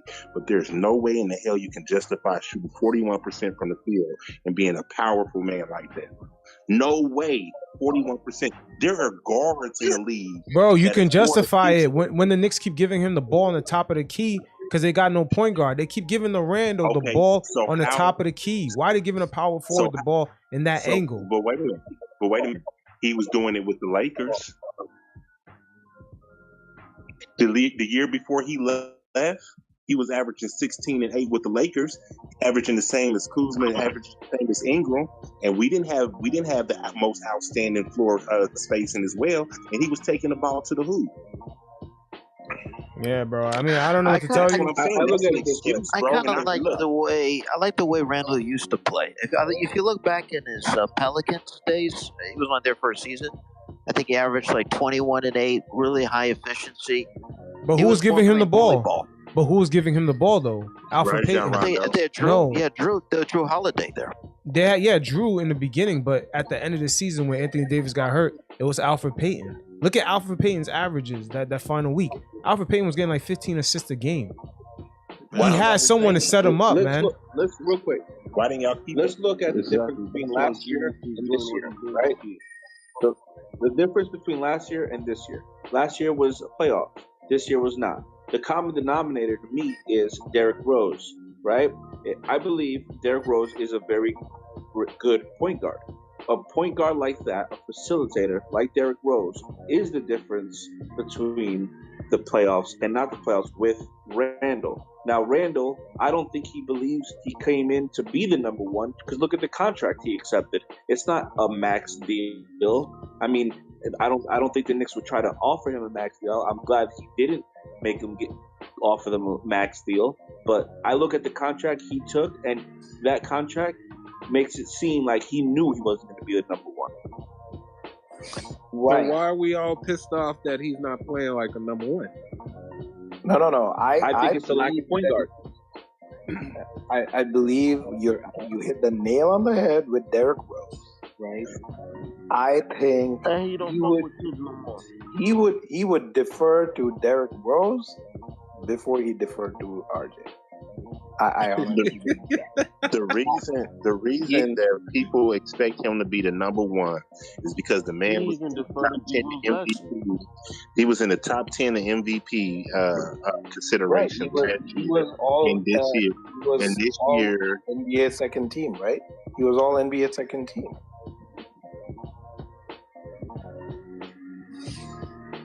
Go ahead. That's why people expect it, because he was in the top 10 of MVP discussions last year.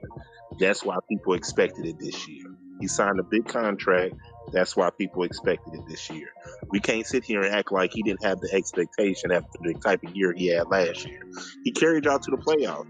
And in the playoffs, he wasn't very good in the playoffs. You know what I mean? Yeah, I know. He was bad. He was fatigued in the playoffs. He was done. But so I guess our entire team was bad in the playoffs, except Derrick Rose and Obi. Obi played good in the playoffs. Obi was hooking up in the playoffs. Yeah, Obi and Derrick Rose carried us. D-Rose fell up. If D-Rose didn't start in the playoffs, he would have probably had a better series, because you starting him, now his body breaks down. This is why I want a player like Jalen Brunson. People don't want Jalen Brunson, but I feel like putting Jalen Brunson at the point guard position, Derrick Rose as the backup point guard, along with Emmanuel Quickley, like they used to do when they used to end those games, those close games for us last season, and used to kill it. That's the perfect combination, because you get somebody like Alpha Payton replaced by Jalen Brunson. He brings the defense, and he can shoot the three ball, right? Brunson's solid. Like Brunson on defense, though. Like you could get anybody, but it's the pieces around it. It has to be unity. It has to make sure the team camaraderie is right. These guys actually mess with each other, so that defense, they're talking. You watch the Knicks games. They're not talking on defense.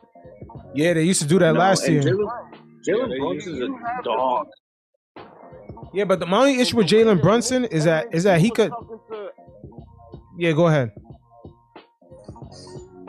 The way that the MSG broadcast was talking to the father when the Mavs was in the Garden, you could see that they rock with Brunson.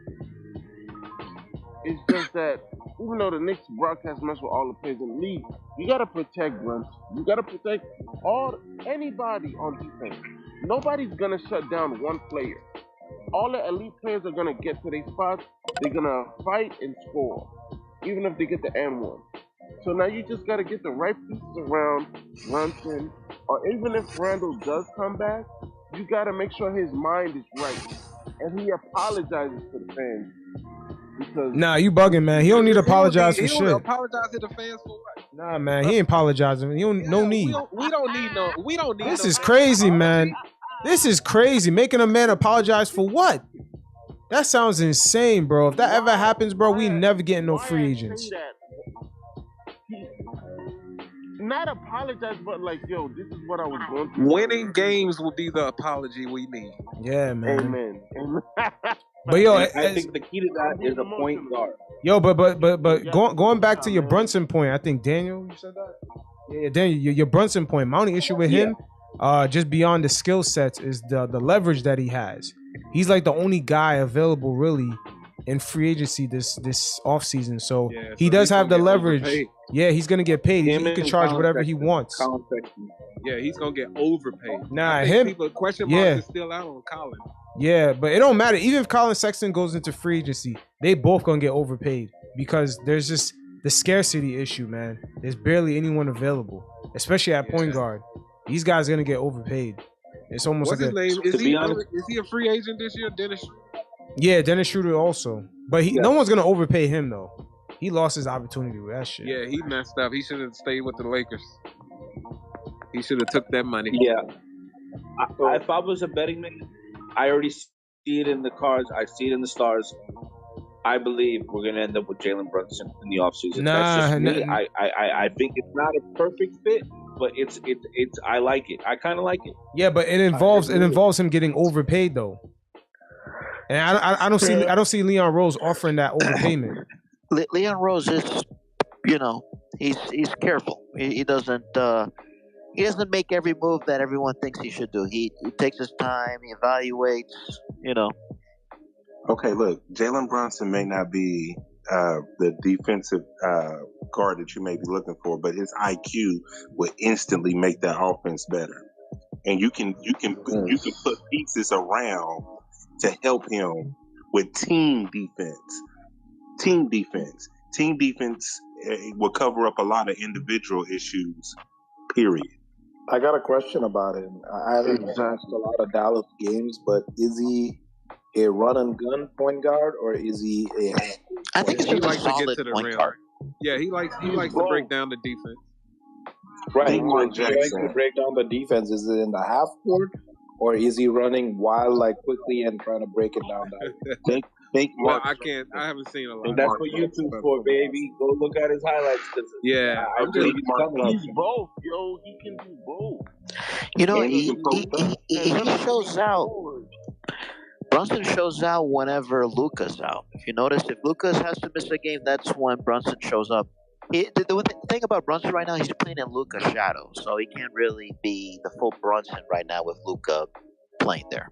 But Luka's a two guard. Yeah, but Luka's on ball. Luka's on ball. He's playmaking. He's making all decisions. Okay. And when I tell y'all, I will be all right. I hope he is the answer, because I do think that Dallas is a perfect fit. When you're thinking about Brunson, think of Mark Jackson with a better all-around offensive game. That's what you think of. And he's a dog on defense. He is a dog on defense. I'm telling you, he's got above average defense. Hey fellas, his skill set is not being questioned. It's the leverage that he has in the free agency market. It's almost a guarantee you have to overpay. I think that Brunson is expecting to get 18 mil. I think he's going to get more than that because of the leverage that he has. Sign and trade for Randle. What if it's a sign and trade for Randle? A sign and trade for Brunson? You hear yourself? Brunson for Randle? Nah, bro. No, I want Brunson and Randle. That sounds crazy. A guy that performed well for one season for Randle? Nah, bro. Randle's like proven. He can get the 20 and 10 consistently. Brunson, we only seen him do that shit in front of Luka. And there ain't gonna be no Luka the next season. So I wonder how he's really gonna perform. When Luka's not there, he's carrying that team, bro. And Brunson in general, I don't know if y'all watched him when he was in college. Brunson is a dog, bro. And Brunson is a leader. He's someone that can gather the team. I think the biggest thing that people miss, and this is my issue even with the Lakers. When you have somebody that is a team leader that actually leads by example, that gather the troops, you know what I mean? That is a player. You have players like Obi Toppin that will run through a wall for somebody. You got a leader like that. That in itself is going to win you an additional 5 to 10 games. This stuff is not all about. It's not all about the physical talent, even though you need the physical talents. But the intangibles go a long way. And Brunson's time, I'm telling you, Brunson is going to bring a lot of intangibles that will make everybody around him better. And there's also he's gotten better every year. There's also the history of Brunson. I think his dad played with the Knicks. I think he's a local guy, right? He grew up in New Jersey. Rick Brunson. Rick Brunson is that. He played with, I believe it was the 99 team when we went to the final. Yeah, he was doing the 90s. Was he on the? I think it was a little bit later, but maybe. Or maybe he was off the bench. So Brunson is a 4-year player. He was still a leader. Yeah, Brunson's. Remember, you still have. Be on the bench, but you're valuable. You know. Yeah, but Brunson's a 4-year player who had a breakout season this year, but we're supposed to all of a sudden just trade Randle for him in a signing trade. I mean, no, it's not a trade. Randle's part of the deal. We have enough cap space to acquire. No, because you're Brunson's right about a free agent. That's not a trade. That's like more you just sign them. And so Brunson's unrestricted. With Brunson's unrestricted, the only right? thing I'm worried about Brunson is the contract year. So he is going to perform a lot high. Usually, the guys who play in contract years, their numbers are crazy because they're playing for that check. Mm-hmm. So you might see a similar season from last year, or maybe an improvement. But he has improved and the last 4 years of his. Is he unrestricted? I believe he's unrestricted, and I believe chatter right that it's pretty much set in stone that if he's available, free agency, Knicks are gonna get him. If I was a betting man, I'd put it up. And see, he improved like the gentleman just said. He improved every year, and plus he knew his role and he played his role. You see what I'm saying? He took the back seat to Hardaway and Luka. You know what I mean? And when his time came, he showed up. He showed up and he led. He's unrestricted. He averaged 13 last year, and this year, you know what I mean? He's averaging close to 17. So he's improved every year, man. He's unrestricted for the record. I mean, no doubt, he's done his thing. He's improved year after year. But for what you guys are saying, give up on the guy for 6 years who's been doing 20 and 10 and go with the guy who just had the breakout season and sign him for possibly 24 mil. I know that he's a free agent, so you don't have to trade for him. You can just sign him to the team. But you know his price tag could jump up anywhere from, it's going to be 18 starting, and it could jump up to like 24. Who else? I agree. That's the one thing. I do not want to overpay for Brunson. And that's the reality. There's going to be teams that's going to overpay. Who else can you get? But it's not the free agency class. Do we? I'm not saying don't get Brunson. What I'm trying to tell y'all is that the leverage is all on Brunson. He could demand close to Randle's salary because there's nobody else for other teams to go after. That's all I'm saying. What do we think about Deuce and Quickley? Hold on, and this is exactly why I'm talking about a sign and trade, because you offset Randle's salary when you do a sign and trade for Brunson, and you do have Obi waiting in the wings to take his minutes. Yeah, but that still doesn't make sense. You don't trade for Randle, man. You don't trade Randle for Brunson, bro. Brunson ain't proven enough to make that type of gamble. It could be Brunson. Leon Rose will never take a risk like that. It's too risky, take a risk like that. I mean, at some point of time, he's gonna have to swing for the fences, right? I mean, he does not have a choice. Yeah, but doing it the way you said to do it, it's not it. That's not how you swing for the fences. Someone like Kennedy Chandler. I mean, to swing for the fences to trade for Brunson. Person we get Randle for? Who's the Dallas Mavericks coach? No, we won't trade for Randle. Wait a minute. Who's the Dallas Mavericks It's Randle. Who's the Jason Dallas Kidd. coach? Jason Kidd. Now, is it any coincidence that Jalen Brunson, who was solid last year, right, playing his role, not being a distraction, but playing this role, this year that the Mavericks is a lot better this year, and he's playing his role. He's playing a more prominent role. And even when Luka is out, he is showing that he can clearly carry a team. Is it do you really believe that he would regress when he is shown consistently the last 2 seasons? Because last year Luka missed some games too, and he showed up last year. You see what I'm saying? When his number is called upon, he's always there. That's not somebody I could sit back Brunson to Brett VanVleet. I mean, have anybody actually watched him play? Like, that's what I'm asking. Have y'all actually watched him? Because I watched the kid play since he was in college. Have y'all actually watched the kid play? I watched him in the NCAA tournament, and he did show out. I mean, he did play well. So I do think that he's got the chops. And maybe you're right. Playing in Luka's shadow, he doesn't get as much of an opportunity.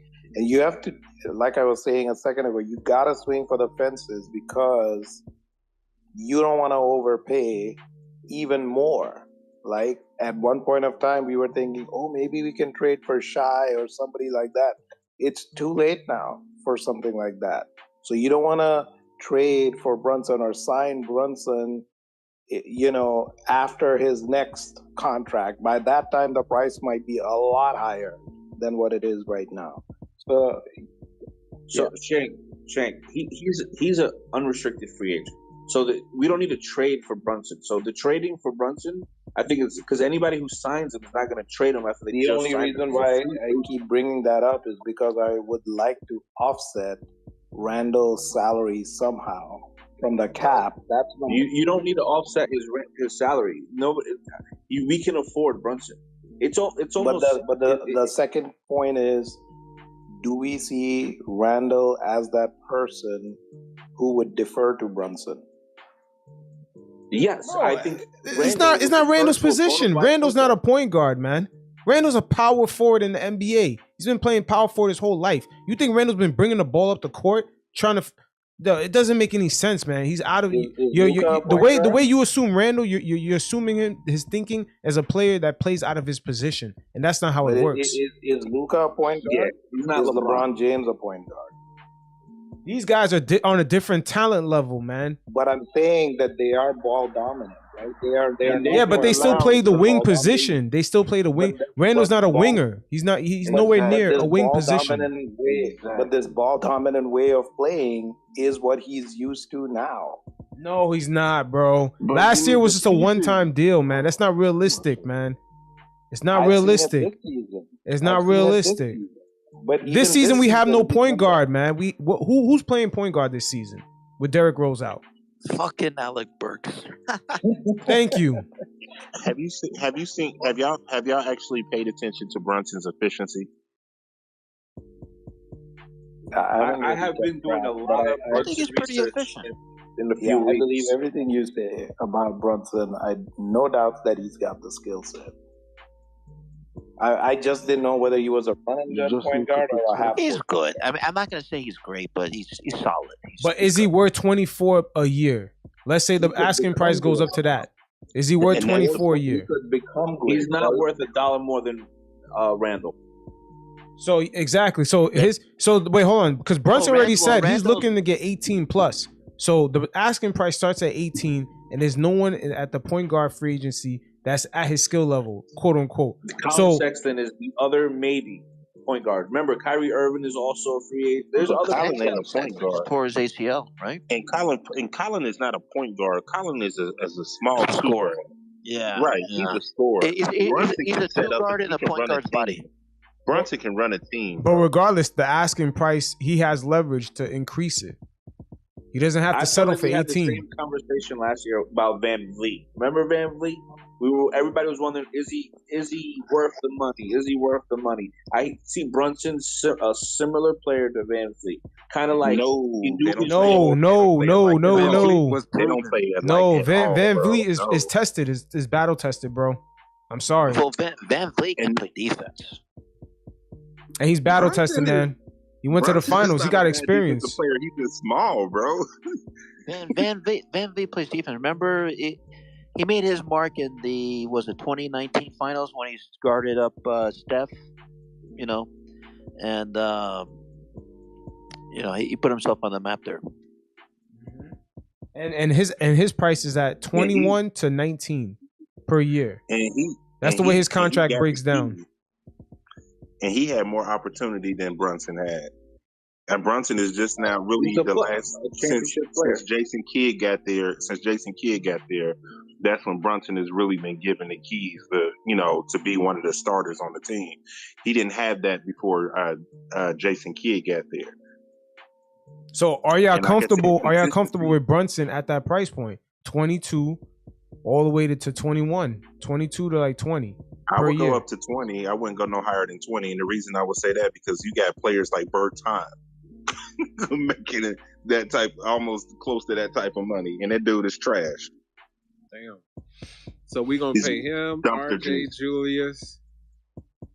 We're definitely losing Mitch. Well, the problem is just the Knicks haven't been great at getting free agents, so we have to spend money on something. Exactly. We keep saving this cap space. Like I remember 2 years ago, we saved all this cap space, and KD said no, and Kyrie said no. Yep. And Kawhi didn't even want to talk to us. And KD said whatever Kyrie says. Yeah. Well. Yep, that's a good difference. You know what I mean? But they didn't come. So all these stars didn't come. So the Knicks they keep this cap space, but it's like collecting dust. All this money. Yeah, but also like it's unfortunate for the Knicks. The landscape of free agency changed because, like I said before, guys can actually re-sign, get their money, and then force their way out after 1 year. So it's unfortunate, but that's pretty much the NBA free agency landscape right now. That's why there's not a lot of guys available, like top notch guys. Unless y'all got some clutch clients, man, I don't see who's going to be busting down the door to play with Julius Randle. But now we're the rivals of clutch. We're now with the CAA. Exactly. Management.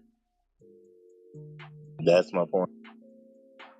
Because as much as I don't care too much for LeBron, I mean, clutch, they get whatever they want for the most part. They may get slandered in the media for a minute, but they gonna sit up there and get whatever it is they want.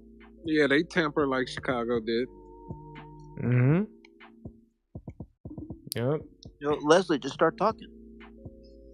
Just go ahead and get Bronny. I want to LeBron. Go ahead and work on getting Bronny. When he comes out to get LeBron. Negative. No, that's not gonna work out here. The oldest player I would get is Steph Curry, maybe. And yes, that's it, because Steph Curry at that age, not LeBron's way past his prime, way done. But Steph Curry is someone I would maybe look at to maybe at the end of his career. Yeah, I just want to shout New York Knicks, Puerto Rico. You haven't spoke. I'm in Puerto Rico, and I'm just curious. You haven't spoke. I'm just trying to see. Hi everyone. I'm not very fluent in English, but it's all good, man. It's all good. All good. I'm trying to watch some games in Puerto Rico. I know, man. This New York City, bro. We used to it all. Okay, my main take in all this Randle situation is he's one of my favorite players since he's in the league, but his attitude is hurting the team. He's hurting the team. I'm very sad about that situation because I know if he puts his mind and his soul for the benefit of the team, this team will be in a better place. I agree. I don't want him to leave.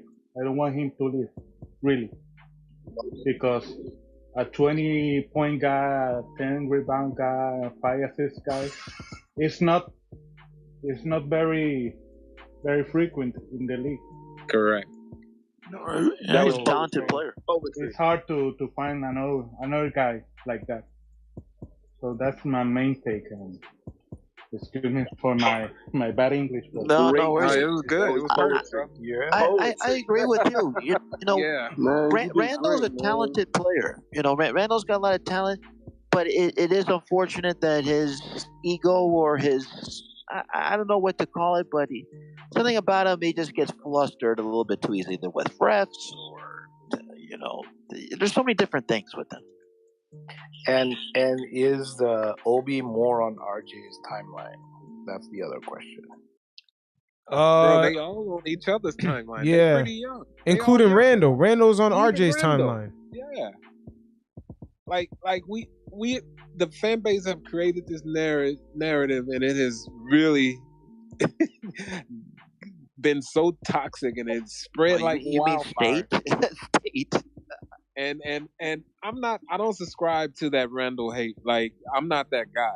But I can acknowledge there's been times he played like shit. There's been times his body language have pissed me off. There have been times where his nagging to the refs have hurt the entire team. And I think he needs to sit back and review some of those things. And until he comes to that realization, we can keep talking till we blue in the face, but Randle's going to have to change that. That's why I surmise that his attitude and effort is the only thing he needs to change. Because his playing, although spastic at times, his averages are pretty much the same. And you can see when he really put his mind to it and turn it on, he turns it on.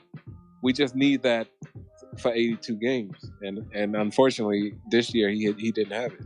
Really hard to do when you're asked to play the entire first quarter in 40 minutes a game. I agree. Tibbs has mismanaged a lot, and he has to look at that too. Like there are a lot of holes all over the organization, from the front office to the players. And we've been ragging on Randle, but our other key pieces, they have to hit shots, they have to hit their free throws, they have to be in the right positions. They like it's been a shit show, and we need a point guard to kind of settle our team. I couldn't agree more. So let's talk about the draft. Who are we drafting? Yeah. Yo, that's a whole nother conundrum. Yeah, that's a whole nother conundrum. That's a separate space. I think you need one space just dedicated to the draft. You better find a point guard since y'all don't want to pay Brunson. Let me ask you a question. Do y'all think Thibs has the patience to add for the Knicks to add more young players through the draft? We're so overloaded on young guys. Because just think about it, Deuce and Grimes, and you think about Cam was going to come back. You know, there's still young guys who haven't got playing time who still need playing time. And then you add another draft pick. I mean, I just don't know where the minute's going to go. I think our draft pick probably has to start off the year in the G League. Because we're going to be at the end of in a trade. Or using it in a trade because we're going to be at the end of the lottery. You know, we're talking about like the 13th pick or something. It's not going to be one of these. Well, I don't know. You never know. You know, because Giannis, Donovan, they were like, you know, late lottery picks and they were superstars. But more often than not, you're not going to get some immediate ready starter from day one. You know, this late in the draft. This is where the front office has to step in and kind of take a little bit of the reins away from Thibs. Remember, Thibs can't control who we trade, who we sign, and who we draft, right? So I'm hoping we can package a deal with Fournier and our draft picks and get a serviceable big man, because I know we're going to lose Mitch, and work with that, and hopefully Cam Reddish comes back, gets more minutes, and we work from there. But I'm hoping the front office can step in and take over a little bit and help and force Thibs' hand by shipping some of these veterans away. Force Thibs' hand. I also had a conversation with him and telling him that you gotta play everybody. You can't play players 40 minutes a night, 38 minutes a night. That's just not how today's NBA works. What does Phil Jackson say? You can't change spots on a leopard. I don't think the front office is gonna get involved with his coaching. They may suggest, and then they may, and if he don't heed their suggestion, that might, you know, result in their off-season decisions about him. But Thibs don't have to take their suggestions, unfortunately, as well as they don't have to take his suggestions on players. But if we want to be harmonious, I think they really need to be in tandem. Johnny Bryant is the co-head coach of the team. I wouldn't mind him taking it over permanently. I really would not mind that at all. He knows the team as well as Thibs does, and he has zero problems playing the young players. Yeah, that's all well and true. I just don't know if management is ready to pull that trigger on Thibs. I think this late run that we had, I think we won, like 5 to 8 games or this, stuff like that. Hold up on that. The only reason why he played the young players is because there was no Derrick Rose, no Kemba Walker. I know. Right? No Nerlens I'm not even Hodge was out for a few games. Arguing That's why that happened. Right. So let's be clear that was because his hand was forced. But if his hand was not forced, he wasn't going to go there. That's why I'm like, if the management doesn't have that conversation with him this offseason, they got to let him go.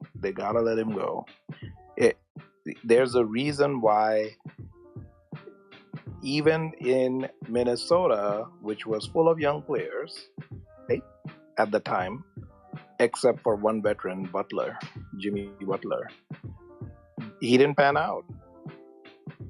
There were personality clashes there too. So the old school coaches that existed from the Jerry Sloan days and Phil Jackson days, you can't run the team like that anymore. You gotta have a new mindset. It's a players league now. It's not as much as a coaches league as much as it is a players league. I mean, how I agree with that.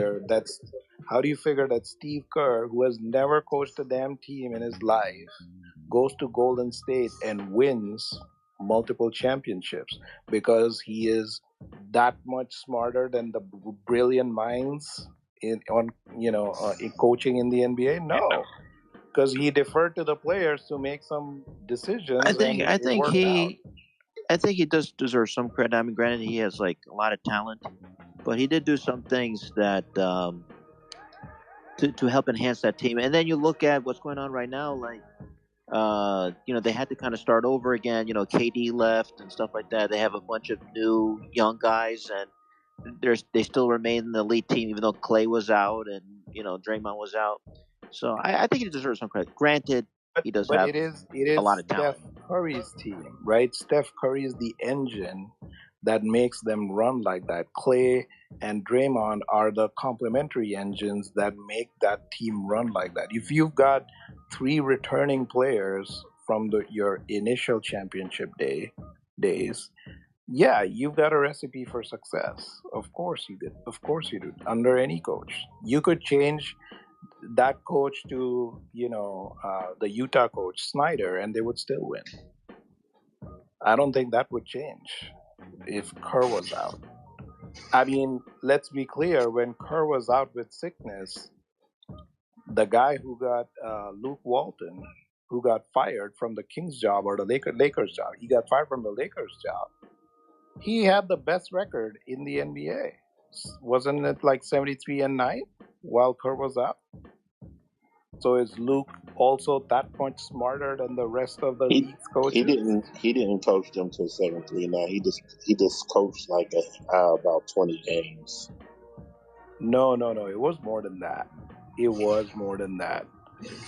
That season when Kerr was out sick for a long time, he was their primary coach. Luke Walton was their primary coach. I mean, Kerr may have come in and out, but Luke Walton was their primary coach. And this is a testament to that this is a players' league. The players can do the right things on the court for you, and if they are receptive, you'll be successful. Well, Thibs'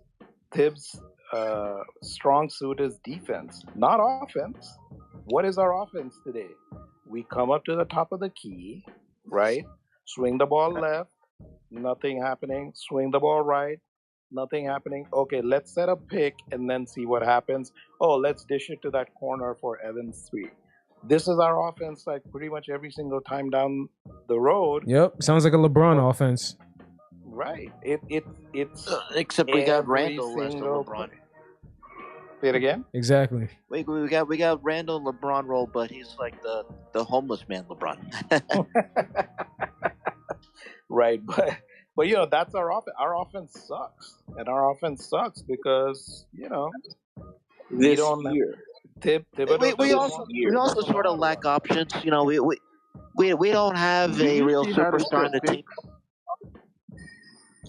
I think Thibs could be a better coach. I mean, I get on Thibs myself. The minutes disparity is disgusting a lot of times. Some of these decisions that he does and things he says, and then the offense is what it is. But I also think there's some limitations to the roster. We don't have a ton of talent. I think we have a lot of young talent that still needs to be developed, but we don't have superstar talent. We win based off hustle and playing great defense, and that's the way we win. We don't have like multiple superstars who are can score 30 in the breeze. We don't have that kind of stuff. Yeah, I just look at last year, this year. We have Coach of the Year, and we have arguably a top 10 MVP candidate in Julius Randle. From last year to this, it's a complete 180. The only difference is there's no point guard. Derrick Rose is the common denominator from last year to this year. Maybe we lack some, defense. Fournier, he's more offensive minded, and Bullock is more defensive minded. But that's the only real difference from last year to this year. Playoffs, no playoffs. Complete 180. But is that also because the identity of the team completely shifted? We were known as a defensive top 5 team in the league, and when we started this season, I mean, the first game went to double overtime, right? The very first game of the season. That should have told you that this is not a great defensive team. Well, we played Boston that opening night. That was a great game. That was fun.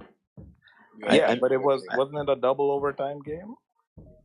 My point is that we didn't close them out in the regular minutes in 48 minutes. We had to go to first overtime and then second overtime.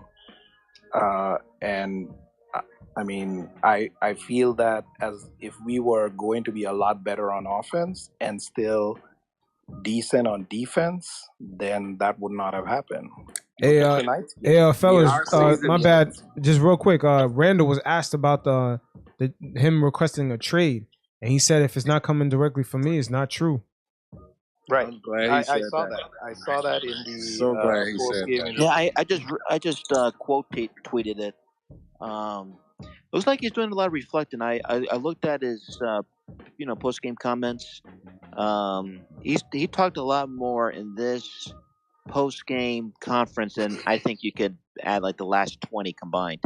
So I think that from the last game, remember a lot of people thought he walked off upset, and some rumors that he did a trade request. I think he did a lot of reflecting the last couple of days. He's staying in New York, maybe with his family, maybe talking to people. It seems like he did a lot of reflecting, and it's shown in his post-game conference that he had today. Let's hope so. Leslie, you were going to say something earlier. Sorry, I didn't mean to cut you off. I hope so. No, you're okay, bro. Okay. Yeah. I hope he's doing reflecting, because I feel that, if he doesn't get it into his head that he's not going to be the number one player. Oh my God, here we go again with this shit. Yo, you really believe that? I don't think. When I said number one player, he's not going to accept that. Like, I think he's the number one player. Say it again. I don't. From last year, right? Top 10 MVP. We were yelling MVP, right? He was essentially coming into the season that we thought going to be the number one player on the Knicks. Exactly. And for the most part, the way the offense is ran as if he is the number one player of the Knicks. Exactly. I understand the RJ Barrett's emergence has recently come to fruition, and I'm happy about that. And I hope Randle defers to RJ. But he is the number one option on the Knicks. Julius Randle. There you go. I don't see any facts or evidence. But what you fail to understand right there is that Randle understands when the team invests the third overall pick into someone, they're expecting to put all their investment into that person. How do you know that, bro? That's how the NBA works. Yo, I've seen superstars know. Like, okay, let me give you an example. I've seen Gilbert Arenas, even in his heyday. He even acknowledged when they drafted John Wall, he already knew the direction. Dude, not everybody is as smart and as understanding as Gilbert Arenas and Amare Stoudemire. That's just not how. Bro, but I've never. I'm trying to understand what evidence have you seen from Julius Randle to say, oh, he wants to be the number one guy over RJ. What I have seen is that during times in the game, he will not pass the ball to RJ, and off late, what I've also started seeing that RJ returns that favor. That when RJ gets the ball, he gets double teamed. He will try to go to the basket. Yeah, man. Yeah, let me ask you a question. If Damian Lillard came to the Knicks, seen them pass the ball to each other. Hold on, man. Several times. Let me ask you this question. I'm not saying that it's every single play. I'm saying even from tonight's game, I've seen plays where Randle could easily pass the ball to RJ for an open shot and didn't, and RJ didn't do the same thing either. Let me ask you this question. Let's say Dame came to the Knicks. He just straight up came to the Knicks. No trade. So Julius is still on the team. RJ is still on the team. Let me ask you a question. So you think Julius would be like, man, fuck that guy. I want to be the number one. No, because that's Damian Lillard. And established. Bro, why would that mentality change? I don't understand why that mentality would all of a sudden change. Because Damian Lillard has been in the conversation for MVP. RJ, nah, bro, RJ come on, man. Not there. RJ, what do we say during the fourth quarter for their games. It's Dame time. Nah, bro, it doesn't work like that, He's man. been doing that Dame for multiple time. seasons. If you have that mentality for the third overall pick that the franchise invested a draft pick on, you're gonna have that mentality when Dame comes through. That mentality just does not go anywhere. It just doesn't disappear all of a sudden. If you're saying Randle's that type of player, he's gonna be that type of player whether Dame or LeBron comes to the squad. I'll ask you the same question in a different way. If Dame comes to the Knicks, do you think RJ would defer to him? Since the Knicks invested in the third overall pick, right? Yeah. I'm wondering about Dame right now. If RJ is going to defer to Dame, it's because he's got the understanding. But why do you feel that every player on the team has that understanding? I wouldn't assume that. I hope he does, but I would never assume that. You're tripping, man. Yo, the way you think of Randle, man, it's just you're stuck on it, man. No matter what. Even with him rejecting the rumors, I feel like you still think it's true. No, but have you seen Knicks Twitter? Yeah, man. Knicks Twitter says anything, man. Everybody is coming for Randle's neck right now. It's crazy. No, it appears that way, but that's not the case, man. And I'm not coming for Randle either. But I do think that the bad body language is a sign that he's unhappy to some extent. And if you're unhappy, whatever reason, you're breaking up. Unhappy. Sorry, I was saying that for whatever reason he might be unhappy. Doesn't mean it has to do anything with the Knicks players or the Knicks coaches or whatever. But I'm saying if he's unhappy and showing bad body language, it just means that, something has to change for him. But he's gonna accept it? I don't know. Nah, bro. I feel like you're gonna be stuck on that, man. And it's crazy because other teams' franchises, like, they actually let the rumors come out. Us, it's a portion of the Knicks fan base. They want to gaslight shit, and then it's almost like nothing exists. They just want to gaslight it until it actually really exists. And it's crazy. There's no beef, man. Like, this shit sounds ridiculous. My mind was set. My mind was set that I like I said, I personally don't like Randle. My mind is set. But in this conversation, through the power of conversation and talking to fellow Knicks fans, just this little chat we just had tonight, my mind is turning a little bit around, thinking, self-convincing myself that maybe I'm being a little too hard on Randle because I have people have opposing feelings of mine, and I'm willing to consider the opposition's side of the story. So through power of conversation and power of talking to these Knicks fans tonight, I appreciate it. I'm going to go to bed. It's almost midnight. And mad love, and I'll see you on the next. Just one more question before you dip out. Let me ask you this. Yeah. You see the nice season Karl Anthony Towns is having this year, right? You see him. He's performing really well.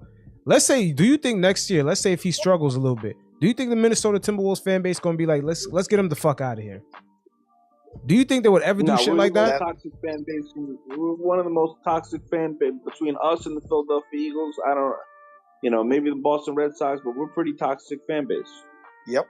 Bro, no, we have a small portion that's the toxic, but they're very loud. But bro, that's mad unrealistic. Some of the standards I have for Randle is unrealistic, man. We do have a toxic. So if you look at Knicks, we have a great fan base at the same time too. Right. A knowledgeable fan base. Very knowledgeable. I think the most knowledgeable fan base. And when Thibodeau said that we don't watch film, that motherfucker's lying. Because all of us watch film. We watch too much. I think we care too much about these motherfuckers. Yeah, facts. I agree there. I'll be up all night watching games and shit. I took that as a direct insult from Thibodeau when he says, well, you guys don't watch film. We study the game. I'm like, I probably watch just as much film. We have YouTube channels for film. Yeah, but see, Daniel, that's where we got to detach, because when Randle said shut the fuck up, everybody went in a tizzy as if he was talking to your household. Yeah, exactly. Like it's like, at the end of the day too, we're all humans. I understand, you're in the public light, for a whole year. You're about to say something that's going to offend people. and we don't say nothing to offend him. Exactly. I mean, why is anyone even like going through his wife's messages, like texting, texting them? Like that's crazy.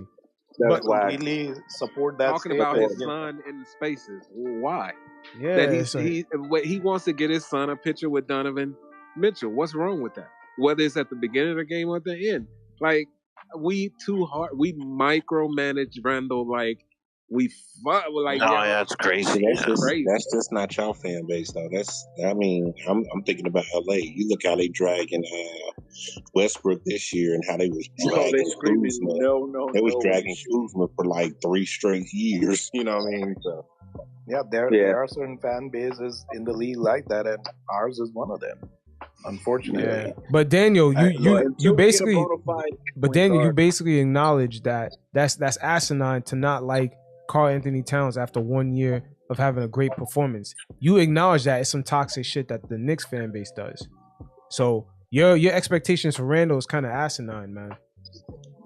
Well, I have even prior, before he joined the Knicks, I had an issue with him. Just the little things he do, the little post moves he does, the spinning and turnover thing. I saw that when he was playing in the off season in the Black Ops basketball when he went 1-on-1 with Rondo, and Rondo straight up stripped him, belittled him, made him look like a fool because he's just so predictable. He in crunch time, I don't think he's going to take us to the promised land. I think he'll hurt us more than the ultimate goal is a championship. And I have my own feelings that he will never take us to the championship. But if he can be the third, fourth guy in the background, maybe it would be considered. But as the number one, where we have him currently as the number one, we will not win. The only issue with Randle from a basketball standpoint is that you've been in the NBA 8 years now, and you still haven't developed that right hand. That's the only issue with Randle. Exactly. And high IQ basketball players know how to defend him. And I've seen it in the offseason. Like, I watched these dudes play pickup ball, and I've seen people with high IQ read him like a book. Yeah, but Daniel, at the end of the day, your Lakers abandoned Randle. At the end of the day, that's exactly what happened. Y'all abandoned him. Wait, I'm not a Lakers fan. No, that's not you? I thought you said you was a Lakers fan. Oh, hell no. That's me, Divine. That's Divine. That's Divine. That's Divine. Okay. And no, we didn't. We wanted him back, but he asked for his release. So we didn't abandon him. And I understand why he asked for his release, because LeBron James was coming. He saw what was coming. At the time, the Lakers were going in different directions. They got insight that LeBron's going to come, and once you get LeBron, it's a whole different ball game. LeBron's going to get his people, and that's what ends up happening. All right. Well, fellas, anybody want to put in their last words? I'm about to shut this down in a few. No, I just want to say I talked to a few new people to here tonight, and I appreciate everybody. I followed you guys, so you don't have to follow me back. I just like to keep in touch with Knicks fans and Yankee fans and stuff like that. So yeah, me the same. I think a lot of people here I haven't talked to before, and nice to meet you all. And I followed a few in case if you all want to follow back too. Yeah, for sure. I'm following everybody. The space. Yeah, definitely. It was definitely talking, good thing talking to you guys. I followed everybody on the chat, so definitely do this again. Yeah, that was good. Thank you. All right, y'all. Y'all have a good night. All right, fellas. Stay up. Good night. Good night, guys. Thank you. Good night, guys. All right, peace. Take care. Good night.